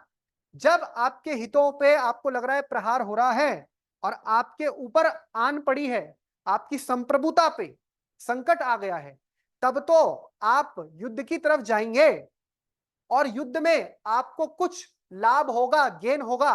पर कोई भी युद्ध हो जहां पर भी दो पक्ष लड़ेंगे, ए और बी, तो नुकसान तो होगा, लेकिन किसको कितना नुकसान हुआ और कौन किस हद तक गया, वो एक अलग चीज है। ये अंतिम विकल्प के तौर पर है। विदेश नीति में या अंतरराष्ट्रीय संबंधों में युद्ध को अच्छा नहीं माना जाता आज के समय। हमारे प्रधानमंत्री ने खुद बोला व्लादिमीर पुतिन को कि भाई आज की 21वीं सदी में युद्ध जैसे कैसे युद्ध हो रहा है उनका, तो नॉर्मल वॉर होती है। आज तो युद्ध के तरीके भी बदल गए हैं। आज मॉडर्न युग में युद्ध ये नहीं है कि पहले होता तो तलवार से तलवार लेके आ गए, ऐसे लड़ाई चल रही है, फिर बाद में गन चल रही है। आज तो युद्ध भी मॉडर्न हो गए, एआई का जमाना है। आज तो साइबर अटैक से भी आपको, आपकी इकोनॉमी को ध्वस्त किया जा सकता है। तो हम क्या कहना चाह रहे हैं, युद्ध अंतिम विकल्प है, युद्ध नीति। और प्रायः युद्ध नीति को कौन अपनाएगा, कौन से देश इसका ज्यादा सहारा लेते हैं, जो ताकतवर मुल्क हैं, जो बड़े मुल्क हैं, वो अगर उनको अपनी बात मनवानी है। जैसे आप देखिए 2001 में अमेरिका में 9/11 का हमला हुआ, उसके बाद अमेरिका ने अफगानिस्तान से बात नहीं की, तालिबान से सीधा अटैक कर दिया, सीधा अटैक कर दिया। क्योंकि अमेरिका को यह लगा ही नहीं कि हम अमेरिका हैं, हम क्या तालिबान से बात करेंगे, उनकी सरकार से बात करेंगे। कहां अमेरिका की सरकार, कहां तालिबान की सरकार। वहां अमेरिका को लगा मेरा सबसे ज्यादा इंपॉर्टेंट इंटरेस्ट किस चीज में फुलफिल हो रहा है, कूटनीतिक बात करके कुछ नहीं होगा, सीधा क्या करो, अटैक करो। अमेरिका ने युद्ध का सहारा लिया। रशिया ने यूक्रेन को पहले बहुत बार चेतावनी दी कि नाटो में शामिल मत होना, नाटो में शामिल मत होना। और युद्ध अभी शुरू नहीं हुआ, ये 2022 में, ये युद्ध तो शुरू हो चुका है आपका कब से, ये युद्ध तो 2014 से चल रहा था, जब रशिया ने यूक्रेन के क्रीमिया को कब्जा लिया था। तभी तो भाई G8 G7 बना। पहले एक संगठन था ना G8, अभी एक नया संगठन आप जिसका नाम सुनते हैं G8, नया नहीं बोलेंगे उसे, लेकिन उसी का नाम चेंज हो गया G7। G7 वो देश हैं जो दुनिया के 7 बड़ी अर्थव्यवस्था वाले देश हैं। पहले रूस भी शामिल था उसमें, 2014 में रूस को हटा दिया, भूगोल में बढ़ाया था मैंने। तो यहां पर आप देखिए ये बड़ी रणनीति है। और रशिया को लगा कि यहां पर अब मेरे लिए, रशिया ने क्या एनालाइज किया, यूक्रेन है, रातों रात इसको लपेटूंगा, मारूंगा, पीटूंगा और इसको हड़प लूंगा। लेकिन उल्टा पड़ गया था, युद्ध बड़ा लंबा खिंच गया। अब रशिया ने युद्ध ये सोच के थोड़ा किया था कि युद्ध इतना लंबा खिंचेगा। तो आप समझिए अंतरराष्ट्रीय राजनीति में बड़े देश प्रायः किस चीज का सहारा लेते हैं, युद्ध का। लेकिन युद्ध क्या करता है, नुकसान देता है।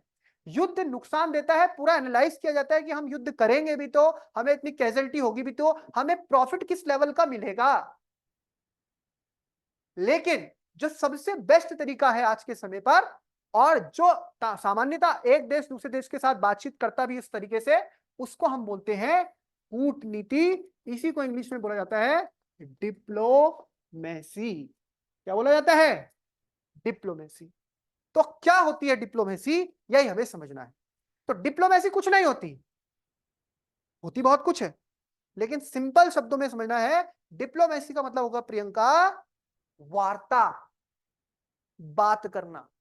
बात करना आपका, एक पक्ष का दूसरे पक्ष के साथ बात करना, वार्ता करना। अब वार्ता जब की जाएगी तो वो वार्ता सामान्य वार्ता नहीं होगी। हमारे डिप्लोमेटिक चैनल होते हैं, गवर्नमेंट टू गवर्नमेंट टॉक अलग होती है, पीपल टू पीपल टॉक अलग होती है, समझ रहे हैं। तो हमारे अलग अलग चैनल्स होते हैं जिसके माध्यम से बातचीत होगी। लेवल 1, लेवल 2, लेवल 3, अलग अलग लेवल पर बातचीत होती है। डिप्लोमेसी से आशय यह हो गया जब एक राज्य, एक देश दूसरे देश के साथ वार्ता के माध्यम से अपने मुद्दों को सुलझाने का प्रयास करता है। अब डिप्लोमेसी में, डिप्लोमेसी चालाक लोमड़ी वाली चीज है। इसमें बहुत चालाकी से काम करना पड़ता है, दिमाग से काम करना पड़ता है। इसमें अपने बातों से दूसरे व्यक्ति से अपनी बात मनवानी है, और ऐसे मनवानी है कि वो हमारी बात मान जाए, हमारा पर्पस भी फुलफिल हो जाए, और वो भी खुश रहे कि उसको भी कुछ गेन हुआ। बात समझना क्या है मतलब, इसमें क्या है, हमारे को कोई काम है, हमें कोई उद्देश्य है, हमें उस उद्देश्य की पूर्ति के लिए दूसरे पक्ष से बात करनी है। तो दूसरे पक्ष से बात करेंगे, अपनी बात के लिए उसे रजामंद करेंगे, बातचीत के लिए बोलेंगे। अब वो पक्ष रजामंद हो, ये तो एक चीज है, लेकिन वो रजामंद क्यों होगा, उसको भी तो अपना हित देखना है, तो उसको भी कुछ मिलेगा। तो वो इस डायलेमा में रहेगा, वो उसमें रहेगा कि हाँ भाई इससे मेरा ये इंटरेस्ट पूरा हुआ, मेरा ये काम पूरा हुआ। लेकिन हमने अपना बड़ा स्वार्थ इससे क्या कर लिया, सिद्ध कर लिया। समझ रहे हैं। मसलन मैं उदाहरण देता हूं, घर में जैसे मम्मी बोली प्रियंका को कि प्रियंका आज तुम्हें झाड़ू पोछा करना है, नाश्ता भी बनाना है, और कपड़ों में प्रेस भी करनी है, और फिर बाजार जाके सब्जी भी लेके आनी है। प्रियंका ने कहा मम्मी इतना सारा काम, नहीं नहीं नहीं नहीं मैं नहीं करूंगी, मैं बस खाना बना दूंगी और कपड़ों में प्रेस कर दूंगी। मम्मी का काम हो गया। मम्मी ने जानबूझ के 4 चीजें बोली थी ताकि प्रियंका 1-2 कुछ तो करेगी। मम्मी ये थोड़ा चाहती थी वो चारों करे। अगर पहली बोलते प्रेस कर दो, प्रियंका कहती है मैं नहीं कर रही, अरे यार मुझे काम है। अब जब 4-5 चीजें बोल दी उसमें से 2-3 तो कर रही है वो, मम्मी का पर्पस सॉल्व हो गया। प्रियंका को लगा कि भाई मैंने को देखो 4 काम बोले तो मैं 2 ही काम करी, वो अलग ही खुश हो रखी है और मम्मी अलग ही खुश हो रखी है क्योंकि मम्मी ने कूटनीति चल दी। यही है कूटनीति, यही है डिप्लोमेसी। दूसरा पक्ष भी खुश, हम भी खुश, लेकिन हम ज्यादा खुश क्योंकि दूसरे पक्ष को कुछ मिला लेकिन वो एक अलग ही स्वैग में है। और यहां पर हमने क्या किया, अपना पर्पस सॉल्व करवा दिया। तो बात समझ में आ रही है? कूटनीति क्या होती है? कूटनीति होती है डिप्लोमेसी जो आपके साथ भी खेली जाती है।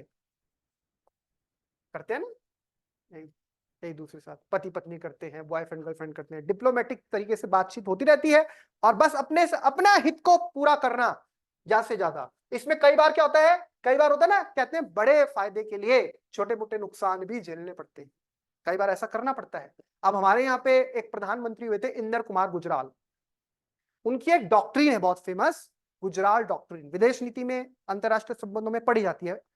यूपीएससी इंटरनेशनल रिलेशंस में मतलब जीएस पेपर 2 आईआर में क्वेश्चन आया, भी मेंस में आया कि गुजराल डॉक्ट्रिन से आप क्या समझते हैं। तो ये हमारे प्रधानमंत्री हुए, विदेश मंत्री भी रहे, इन्होंने एक सिद्धांत दिया, इसी को बोलते हैं गुजराल सिद्धांत, गुजराल डॉक्ट्रिन। अब गुजराल साहब ने कहा कि भाई हमारे इस पूरे खित्ते में, खित्ता मतलब पूरे क्षेत्र में, दक्षिण एशिया में सबसे बड़ा देश कौन सा है? दक्षिण एशिया में सबसे बड़ा देश कौन सा है? भारत। भारत है। और भारत का असल मुकाबला किसके साथ है? चीन के साथ। चीन भारत के हितों को कम करने के लिए, प्रभावित करने के लिए भारत के पड़ोसी देशों में डोरे डालता है। चीन डोरे ऐसे डालता है कि भारत को घेरता है, इधर श्रीलंका में, इधर पाकिस्तान उसने वो कर रखा है। अब वो उसका मालदीव्स भी उसी की चाल बोलने लगा, बांग्लादेश में इन्वेस्ट कर रहा है, नेपाल को प्रभावित कर रहा है, भूटान को के साथ सीमा वार्ता कर रहा है। यानी चीन ने भारत को हर तरफ से घेरने का प्रयास किया। भारत के सारे पड़ोसियों में पाकिस्तान चीन का हमदर्द है, चीन का भाई समझ लो उसको। श्रीलंका हम्बन टोटा पोटी चला गया इनका। मालदीव की मोइजू सरकार आ रखी है, तो अजीब सी सरकार आ रखी है, वो तो भारत को ही बाहर निकाल के चीन के पीछे पीछे दौड़ रही है। और वो चीन ने बड़ा भारी इन्वेस्ट किया। चीन बेवकूफ है क्या? ये अलग अलग देशों को इतना पैसा देता रहता है, इतना पैसा चीन पे फालतू पैसा, ये ले मालदीव तू भी ले ले, श्रीलंका तू भी ले ले। रणनीति, चालाकी, हमारे हितों को नुकसान पहुंचाना। पूरे भारत के पड़ोसियों पर चीन की नजर है। नेपाल हो, अब भूटान पे भी लग गया है, बांग्लादेश हो, पाकिस्तान तो पहले गया, मालदीव, श्रीलंका। हम क्या कर रहे हैं फिर? अब इस पूरे खित्ते में भारत एक बड़ा देश है, भारत के हित प्रभावित हो रहे हैं। और यहां पर जब चीन की प्रेजेंस होगी तो ये हिंद महासागर में हमें चुनौती मिल रही है, नहीं मिल रही? हिंद महासागर सबसे बड़ा मुद्दा ही हिंद महासागर का है। तो इसके लिए गुजराल डॉक्ट्रिन है। गुजराल साहब ने कहा भाई ये जो छोटे मोटे देश है ना, ये ब्लैकमेलिंग अच्छी से करते हैं, ब्लैकमेलिंग अच्छी से करते हैं, इन्हें भारत से भी अपना फायदा चाहिए और चीन से भी लाभ लेते हैं। अब ये हो गए मजेदार देश कि इनको इधर से भी पैसा मिलता है, इधर से भी पैसा मिलता है, चीन से कुछ ज्यादा मिल जाता है। अब भारत के लिए यहां पर एक दुविधा यह है कि भारत को इनकी मदद करनी पड़ती है, भारत इनके साथ संबंध खराब नहीं कर सकता। अब हम कई बार गुस्से में बोल देते हैं कि ये हमें ऐसा बोल रहा है, ऐसा बोल रहा है, ऐसा धमका रहा है। हमारी मजबूरी भी है, क्योंकि अगर हम कुछ ऐसा करते हैं जिससे ये देश हमसे चिढ़ते हैं, तो ये देश किसकी गोद में उतना बैठेंगे? चीन की गोद में बैठेंगे। और चीन तो चाहता ही ये है। अब फंस गए हम, दुविधा में हम। तो गुजराल साहब ने कहा आप इन देशों को पैसा दीजिए, इन देशों को मदद कीजिए, इन देशों को प्रॉफिट कीजिए, इन देशों को तमाम तरीके से सहायता कीजिए, पर बदले में कुछ अपेक्षा मत रखिए। हर इंसान कोई मदद करता है तो हम अपेक्षा रखते हैं, इनसे अपेक्षा छोड़ दो। कि गुजराल साहब कह रहे हैं आप पड़ोसी देशों को बिना, आप बड़े हैं, आप इस पूरे, या नेपाल भूटान, ना इनकी इकोनॉमी हमारे बराबर, ना इनका क्षेत्रफल हमारे बराबर, कि किसी भी मामले में हमारी बराबरी कर नहीं सकते, लेकिन हमें अपने हितों को ध्यान में रखते हुए इनको जितना हमसे संभव है, जितनी हमारी योग्यता है, क्या करना चाहिए, मदद करनी चाहिए, मदद करनी चाहिए, मदद करनी चाहिए। और ऐसी डिप्लोमेसी हमारे प्रधानमंत्री ने भी अपनाई। कब? जब कोविड-19 आया तो आपने एक नाम सुनी होगी, वैक्सीन डिप्लोमेसी। वैक्सीन डिप्लोमेसी के तहत क्या हुआ भाई, अलग अलग देशों में दवाइयां भेजी जा रही है। कभी ये श्रीलंका में भी संकट आया, इसको इतना पैसा दे दिया, लाइन ऑफ क्रेडिट, तमाम तरह से हम जो है सहायता देने का प्रयास करते हैं। नेपाल में भूकंप आया 2014 में, सहायता की। बांग्लादेश को हम सहायता करते हैं, हर देश को हम क्या कर रहे हैं, पड़ोस में सहायता कर रहे हैं। इवन पाकिस्तान को भी हम कोऑपरेट करने के लिए, वो नहीं लेना चाहता, वो अलग बात। तो कहने का मतलब है, गुजराल साहब ने कहा आप बिना किसी अपेक्षा के कि आपको कुछ मिलेगा बदले में, आप उनकी क्या कीजिए, मदद। अच्छा, इसके ऐसे ये वही वाली बात हो गई, नेकी कर दरिया में डाल। अब कई बार होता है ना, हम किसी के लिए बहुत कर रहे हैं, अब वो समझता ही नहीं, अब हमें तब भी गाली दे रहा है, और तब भी गाली दे रहा है, फिर भी हम चल रहे हैं, फिर अब वो भी देखता है कि तो एक कहने का मतलब कि एक समय ऐसा आएगा, सरकार के नहीं तो लोगों के, लोगों के नहीं तो सरकार के, अन्य ग्रुपों के, उनके मन में, कि उनके मन में भारत के प्रति एक सॉफ्ट कॉर्नर जागी, कि भाई मतलब से मदद करना तो क्या मदद करना, मतलब से हर व्यक्ति काम करता है।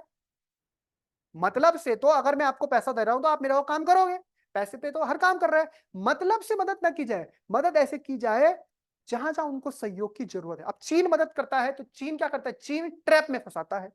चीन मदद करता है, चीन ने कितना पैसा दिया श्रीलंका को, बहुत तगड़ा, लेकिन जब उसकी आर्थिक हालत हुई डामाडोल, तब चीन साइलेंट रहा, और तब मदद किसने की उसकी, भारत। तो कभी कभी आपको अपना आउटपुट पाने के लिए, ये नहीं कि ये आपका 6 महीने में काम करेगा, 1 साल में काम करेगा, 2 साल में काम करेगा, कई कई चीजों में परिणाम पाने के लिए 5 साल, 10 साल, 15-15 साल लग जाते हैं, और तब जाके उन चीजों का असर देखने को मिलता है। तो ये विदेश नीति में, अंतरराष्ट्रीय संबंधों में बड़े स्तर पर चीजों को देखा और परखा जाता है। तो गुजराल साहब की डॉक्ट्रिन रही, तो भारत का पक्ष हमेशा मजबूत रहे, भारत अपने हितों की रक्षा करता रहे, इसके लिए आवश्यक है कि हमें अपने पड़ोसियों के साथ संबंधों को अच्छा रखना पड़ेगा। इसके लिए हमें अलग अलग प्रकार की कूटनीति और रणनीति को अपनाना पड़ेगा। अब क्या होती है सर एक कूटनीति? क्वेश्चन है हाँ जी बेटा, बोलिए। सर। ऐसे तो हम पाकिस्तान को फंडिंग करती रहे, वो वहां से टेररिज्म को नर्चर करते रहेंगे, और हम इस गुजरात डॉक्ट्रिन को फॉलो करते रहे, फिर तो ऐसे होगा। ऐसा है, पाकिस्तान का मामला ही अलग है। पाकिस्तान की जो आप बात कर रही हैं, यस सर। पहली बात तो पाकिस्तान हमारे फंड तो लेगा नहीं। पाकिस्तान हमारी वैक्सीन ही नहीं लेना चाह रहा था, और तरह से मदद नहीं लेना चाह रहा था, और हम देना भी नहीं चाह रहे थे वैक्सीन। वैक्सीन उसको पहुंची, हमारी हमारी वैक्सीन पहुंची, WHO के थ्रू गई। पाकिस्तान को मदद देने के लिए चीन जैसे देश हैं, पाकिस्तान का कटोरा सऊदी अरब भी पहुंच जाता है, यूएई भी पहुंच जाता है, अलग अलग देशों के पास जाता है। सर चाइना तो पाकिस्तान, श्रीलंका की हेल्प कर रहा है ना, चाइना तो चाइना हमारे श्रीलंका की हेल्प कर रहा है, पर जब वो दुविधा में आया, तो जब वो संकट में आया वास्तविक, तब चाइना ने उसको बिल्कुल कोऑपरेट नहीं किया।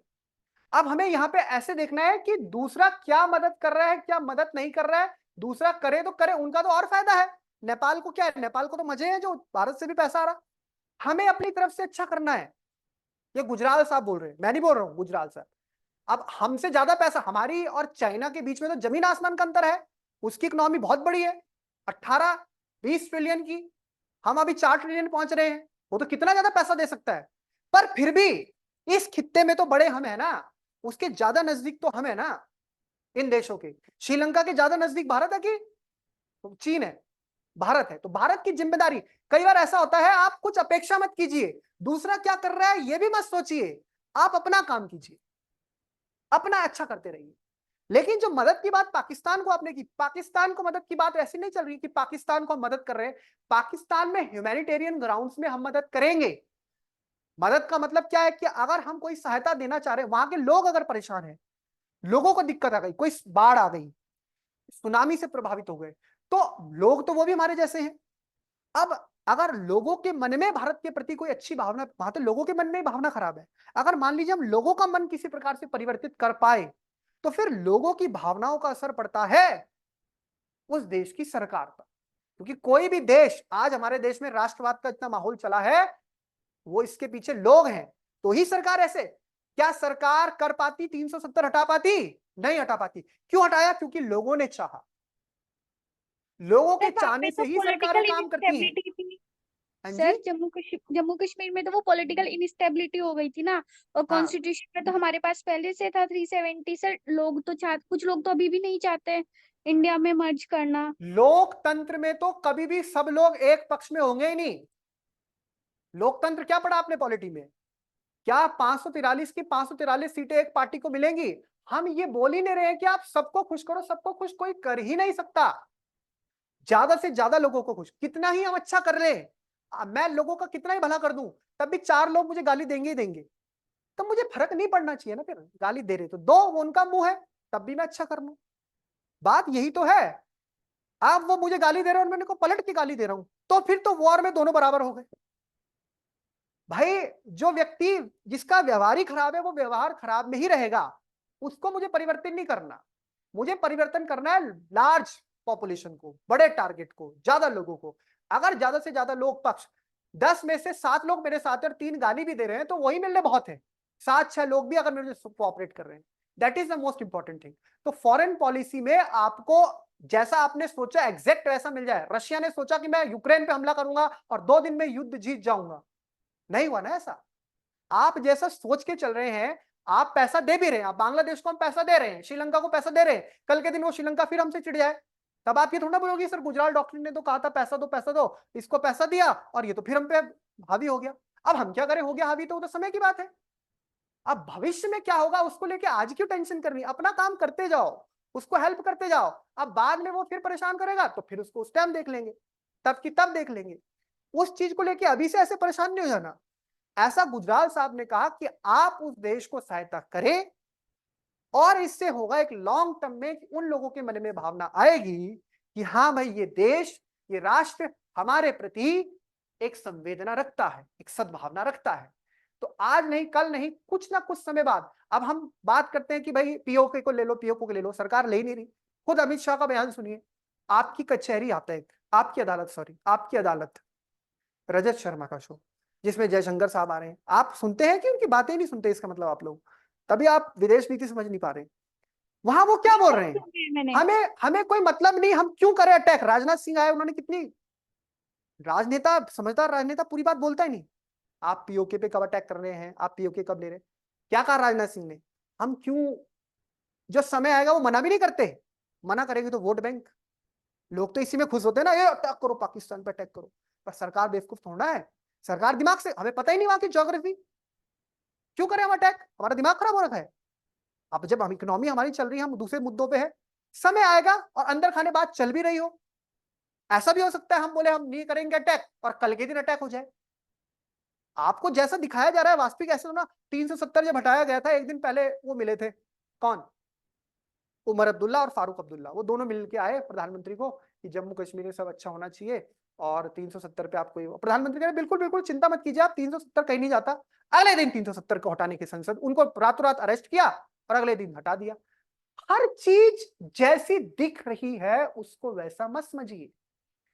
फॉरेन पॉलिसी और विदेश नीति समझना ये कोई सामान्य बात नहीं है। और एक जैसी चाल से भी नहीं चलते, वो 100 प्यादे होते हैं उनके बैठे हुए। तो सर क्या बोला राजनाथ सिंह ने? राजनाथ सिंह ने बोला कि हम अपने लेवल पर डेवलपमेंट कर रहे हैं। अब जैसे अफसा हटाने की बात चल रही है, armed force special power act Jammu Kashmir से हटाने की बात आ रही है, नहीं 2-3 दिन में खबरों में आया। तो क्या कर रहे हैं? डेवलपमेंट करेंगे, वहां के लोगों का विकास होगा। मान लीजिए वहां नौकरी है, सड़कें अच्छी हो रही है, अब सीधा इसका असर वहां सीमा पार, वहां लाइट ही नहीं आ रही है। अब वो देखिए उधर तो लाइटें चमक रही हैं, उधर तो मॉल है, उधर ट्रेनें चल रही है, फास्ट स्पीड ट्रेनें चल रही है, लोग पढ़ रहे हैं, लिख रहे हैं, नौकरी कर रहे हैं। और यहाँ हमारे यहाँ अब वो खुद ही लोग बवाल मचा देंगे, फिर वो रोज सड़कों पे आएंगे, रोज प्रदर्शन होंगे, रोज लाठी डंडे पड़ेंगे उनके ऊपर, रोज। हम चाहते भी हैं ऐसा है सर, इसमें तो कुछ लोग मर जाएंगे। अरे सरकार, 10-12-20 लोग मरते भी हैं तो सरकार के लेवल पे क्या असर पड़ता है? आप क्या समझते हो? राजनीति ऐसे थोड़ा होती है। कई बार तो लोगों को जानबूझ के मरना या मारा भी जाता है। अब हर चीज नहीं बोल सकता ना मैं यहाँ पे ऑनलाइन रिकॉर्ड में, चलता है सब कुछ पॉलिटिक्स में।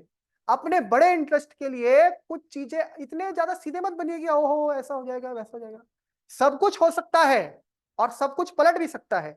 ये विदेश नीति है, फॉरेन पॉलिसी है। हमें अपना लॉन्ग टर्म इंटरेस्ट पूरा करना है किसी भी कीमत और बड़े हित के लिए, बड़े लाभ के लिए कुछ छोटे मोटे लाभ की तिलांजलि देनी भी पड़े तो वो उसे एथिकली मत देखिएगा। एथिकली तो बहुत चीजें गलत होती हैं, कुछ चीजें सही होती हैं, पर बड़े हित के लिए छोटे मोटे लाभ की तिलांजलि देनी पड़ती है। अब कई बार आरोप भारत पे भी लगते हैं, कई बार आरोप अमेरिका पे भी लगते हैं। अब वो और मुद्दों की बात है, फिर वो और डायरेक्शन में जाएगी अगर हम उसको और खोदेंगे। लोग तो यहां तक कहते हैं कि भारत ने पुलवामा अटैक खुद कराया। लोग तो यहां तक कहते हैं कि अमेरिका ने 9/11 का हमला खुद ही कराया अपने देश पे।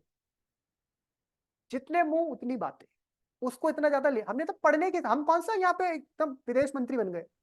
पेपर निकालने के लिए हमें पढ़ना है और उसे हिसाब से समझना है चीजों को। तो अब पढ़िए आप सर कनाडा कूटनीति। से हमारे जो रिलेशन है वो कैसे खराब हुए हैं? अब बेटा वो जब भारत कनाडा संबंध पढ़ेंगे तब बात कर लेंगे। कनाडा के ओके साथ ओके संबंध सर। खराब हो रहे हैं इस संबंध में क्योंकि कनाडा जो है भारत की आंतरिक राजनीति में दखल दे रहा है। पन्नू वाला मामला है, निज्जर की हत्या हुई, उस मामले को लेकर विवाद बढ़ा। लेकिन वो तो एक एक राज्य देश के साथ मुद्दे, हम जब वो राज्य पढ़ेंगे, देश पढ़ेंगे तो उसको पढ़ते भी जाएंगे। चलो वरना तो हम टॉपिक ही नहीं कवर कर पाएंगे। चलो बेटा कूटनीति पढ़ो, कूटनीति क्या लिखा है। कूटनीति संवाद के माध्यम से विदेशी सरकारों और लोगों के निर्णयों और व्यवहार को प्रभावित करने की स्थिति स्थापित पद्धति बातचीत और युद्ध या हिंसा से कम अन्य उपाय। कूटनीति को गोपनीय माना जाता है जिसका आयोजन बंद दरवाजों के पीछे का है।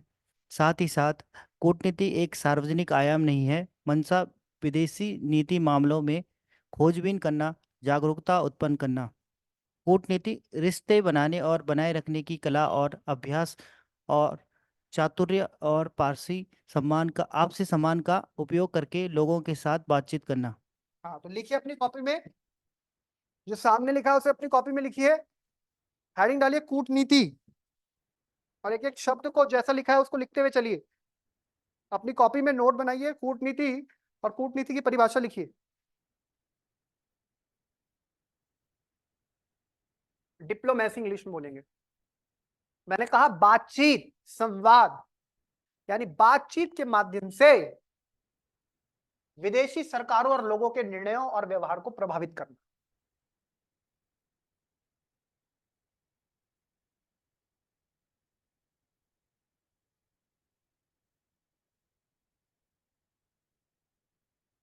बोर्ड पे सबको दिख रहा है ना? सब लिखिए वहीं से।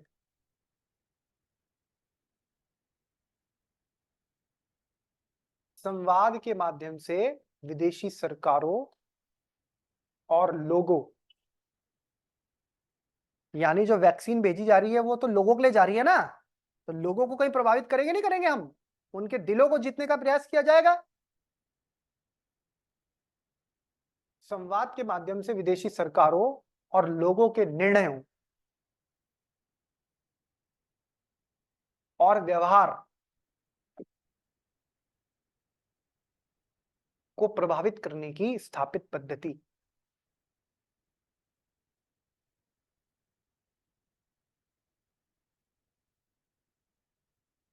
इसमें क्या होती है? बातचीत, यानी युद्ध और हिंसा नहीं होगी, उससे कम अन्य उपायों में कूटनीति को अपनाया जाता है। युद्ध और हिंसा तो अंतिम विकल्प है।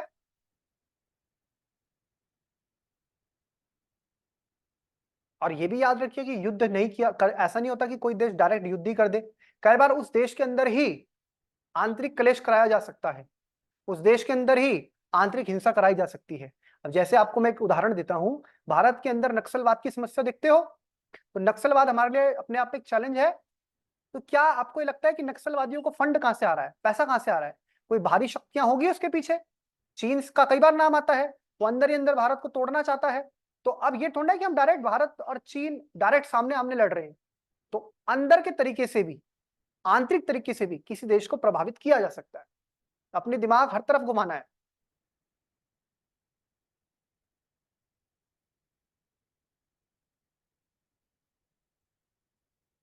बड़े देश तो दूसरे देशों की सरकारें तक गिरा देते हैं, और लोगों के मन में ऐसी भावना पैदा कर देता है कि तुम्हारी सरकार खराब है।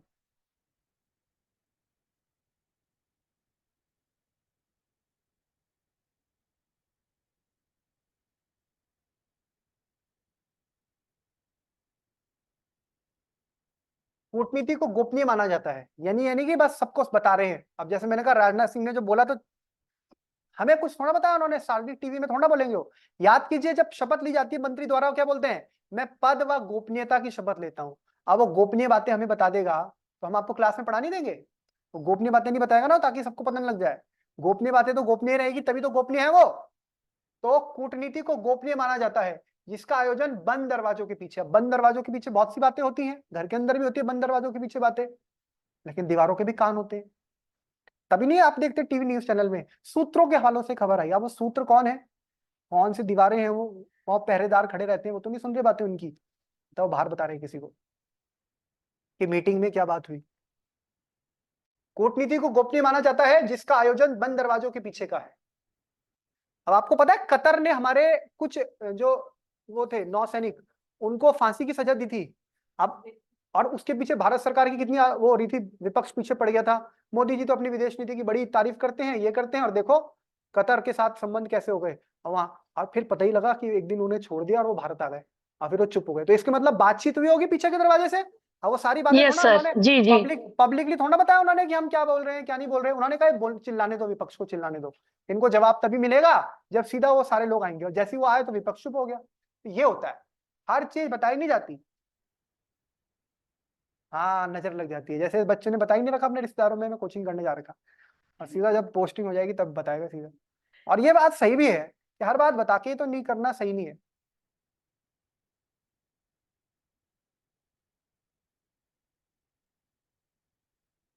साथ ही कूटनीति एक सार्वजनिक आयाम नहीं है। मंशा विदेश नीति मामलों में खोजबीन करना, जागरूकता उत्पन्न करना है। सार्वजनिक आयाम नहीं है ये, पब्लिकली नहीं होगा कोई। ये क्या है, इसकी मंशा क्या है, विदेश नीति के मामलों में खोजबीन करना, जागरूकता उत्पन्न करना। यानी आंतरिक लेवल पर, कई लेवल पर बातचीत होती है। आप सोचो ना, हमारे देश के मिशन है अलग अलग देशों में, अमेरिका में, यूके में, फ्रांस में, वो वहां से रिपोर्ट भेजते रहते हैं भारत को कि वहां पे क्या चल रहा है, वहां की सरकार, वहां का सत्ता पक्ष, वहां का विपक्ष क्या सोच रहा है। अब अमेरिका में इस टाइम जो भी सरकार है उसको लेकर भारत क्या सोचता है, यहां से सारी खबर जाती है, वैसे वहां से खबर आती है। अब देखो, अमेरिका में इस साल चुनाव होने हैं, हमारी भी नजर है अमेरिका में, क्या ट्रंप आते हैं या फिर बाइडेन आते हैं। बाइडेन आएंगे तो पॉलिसी ऐसी चलेगी, ट्रंप आएगा तो कुछ मुद्दों में अलग बात होगी, क्योंकि ट्रंप आंतरिक मामलों में नहीं बोलते। आप सोचो, हमने जब 370 हटाया तो उस वक्त सरकार ट्रंप की थी। अगर उस वक्त बाइडेन की सरकार होती तो जाहिर सी बात है कि अमेरिका इसे बहुत बड़ा तूल बनाता। ट्रंप नहीं बनाया। अब मोदी सरकार को पता है कि ट्रंप के टाइम पे अमेरिका ऐसे काम करता है, इसके टाइम पे, बाइडेन के टाइम पे ऐसे काम करता है। वैसे ही वहां पे भी नजर रहती है कि पहले कांग्रेस की सरकार थी, ऐसे चलता था भारत। ये 10 साल से नरेंद्र मोदी है, नरेंद्र मोदी ऐसा करता है, ये G20 सम्मेलन भी कराया, यहाँ पे ये बातें लिखवा दी। अब वो भी नजर रख रहे होंगे कि यहाँ मोदी आएगा दोबारा या कोई और वो आ सकती है। तो ऐसे में कई बार प्रभावित करने के लिए क्या होता है, दूसरी पार्टियों को सपोर्ट किया। अब इसी बीच में ये मुद्दा उठा है कि ये देश हमारे देश की राजनीति में दखल क्यों दे रहे हैं। जब से केजरीवाल साहब की गिरफ्तारी हुई है, जर्मनी का बयान आया, अमेरिका का बयान आया, और आप फिर सुनिए, अमेरिका को हमने बुलाया, कल बताया था आपको, अमेरिका ने फिर बोला। यानी अमेरिका अभी भी धौंस दिखा रहा है। और अमेरिका तो छोड़ो, अमेरिका ने अब यूएनओ को भी बोल दिया तू भी कुछ बोल। और एंटोनियो गुटेरेस का भी बयान आ गया कि भारत में जो गिरफ्तारी हो रही है और कांग्रेस के फंडों को जब्त कर दिया इनकम टैक्स ने, ये कुछ सही नहीं है। अब देखो, अब यूएनओ भी कूद गया। तो कुछ तो होता है ऐसा कि बाहर के तत्वों को बड़ी इंटरेस्ट हो रही है कि हमारे अंदर क्या हो रहा है। अब क्या वो केवल लोकतंत्र के नाम पे, कि लोकतंत्र खतरे। अब आप सोचे कि सर वो इसलिए बोल रहे होंगे कि अमेरिका तो पुराना लोकतांत्रिक देश है, वो चाहता है भारत में लोकतांत्रिक मूल्य हो। तो वही अमेरिका फिर पाकिस्तान में लोकतांत्रिक मूल्यों की इज्जत क्यों नहीं करता। वो भी तो बड़ी बात है। पाकिस्तान में तो मिलिट्री को सपोर्ट करता है, वहां तो उसने इमरान खान की सरकार गिरवा दी। आज इमरान खान जेल के पीछे है, तो उसके पीछे ये मत समझिए कि वो पाकिस्तान की सरकार ने और मिलिट्री ने डाल दिया, करवाने के पीछे सब अमेरिका है।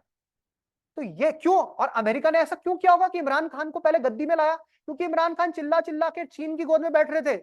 और इमरान खान किसके खिलाफ बोल रहे थे, अमेरिका की। अमेरिका हमारे यहाँ दखल करता है, अमेरिका हमारे यहाँ करता है। अमेरिका ने कहा ज्यादा बोलता है प्यादा, इसको हमने बिठाया, अब डालो इसको अंदर। तोशाखाना केस लगाया, मिलिट्री को एक्टिव किया, जेल करवा दिया। ये है बड़े देशों की, तो बहुत सतर्क होके चाल से समझदारी से चलना पड़ता है। तो यही कूटनीति है।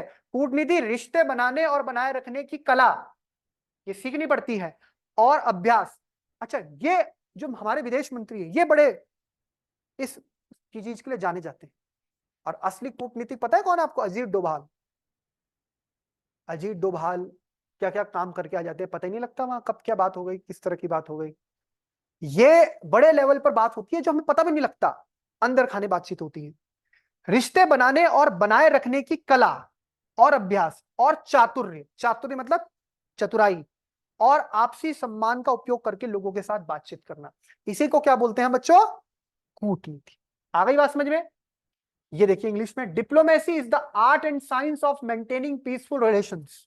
यानी ये वह कला है, वह विज्ञान है जिससे हम शांतिपूर्वक संबंध बनाते हैं दो देशों के बीच में, दो संगठनों के बीच में, संगठन भी हो सकते हैं वो, और इंडिविजुअल लोगों से लोगों के संबंध भी हो सकते हैं। संगठन यानी कि हो सकते हैं कंपनी के कंपनी से संबंध है, बिजनेस से बिजनेस, समझ रहे हैं आप? जैसे कि फेसबुक के संबंध इधर अंबानी के जियो से, तो ये हो गए।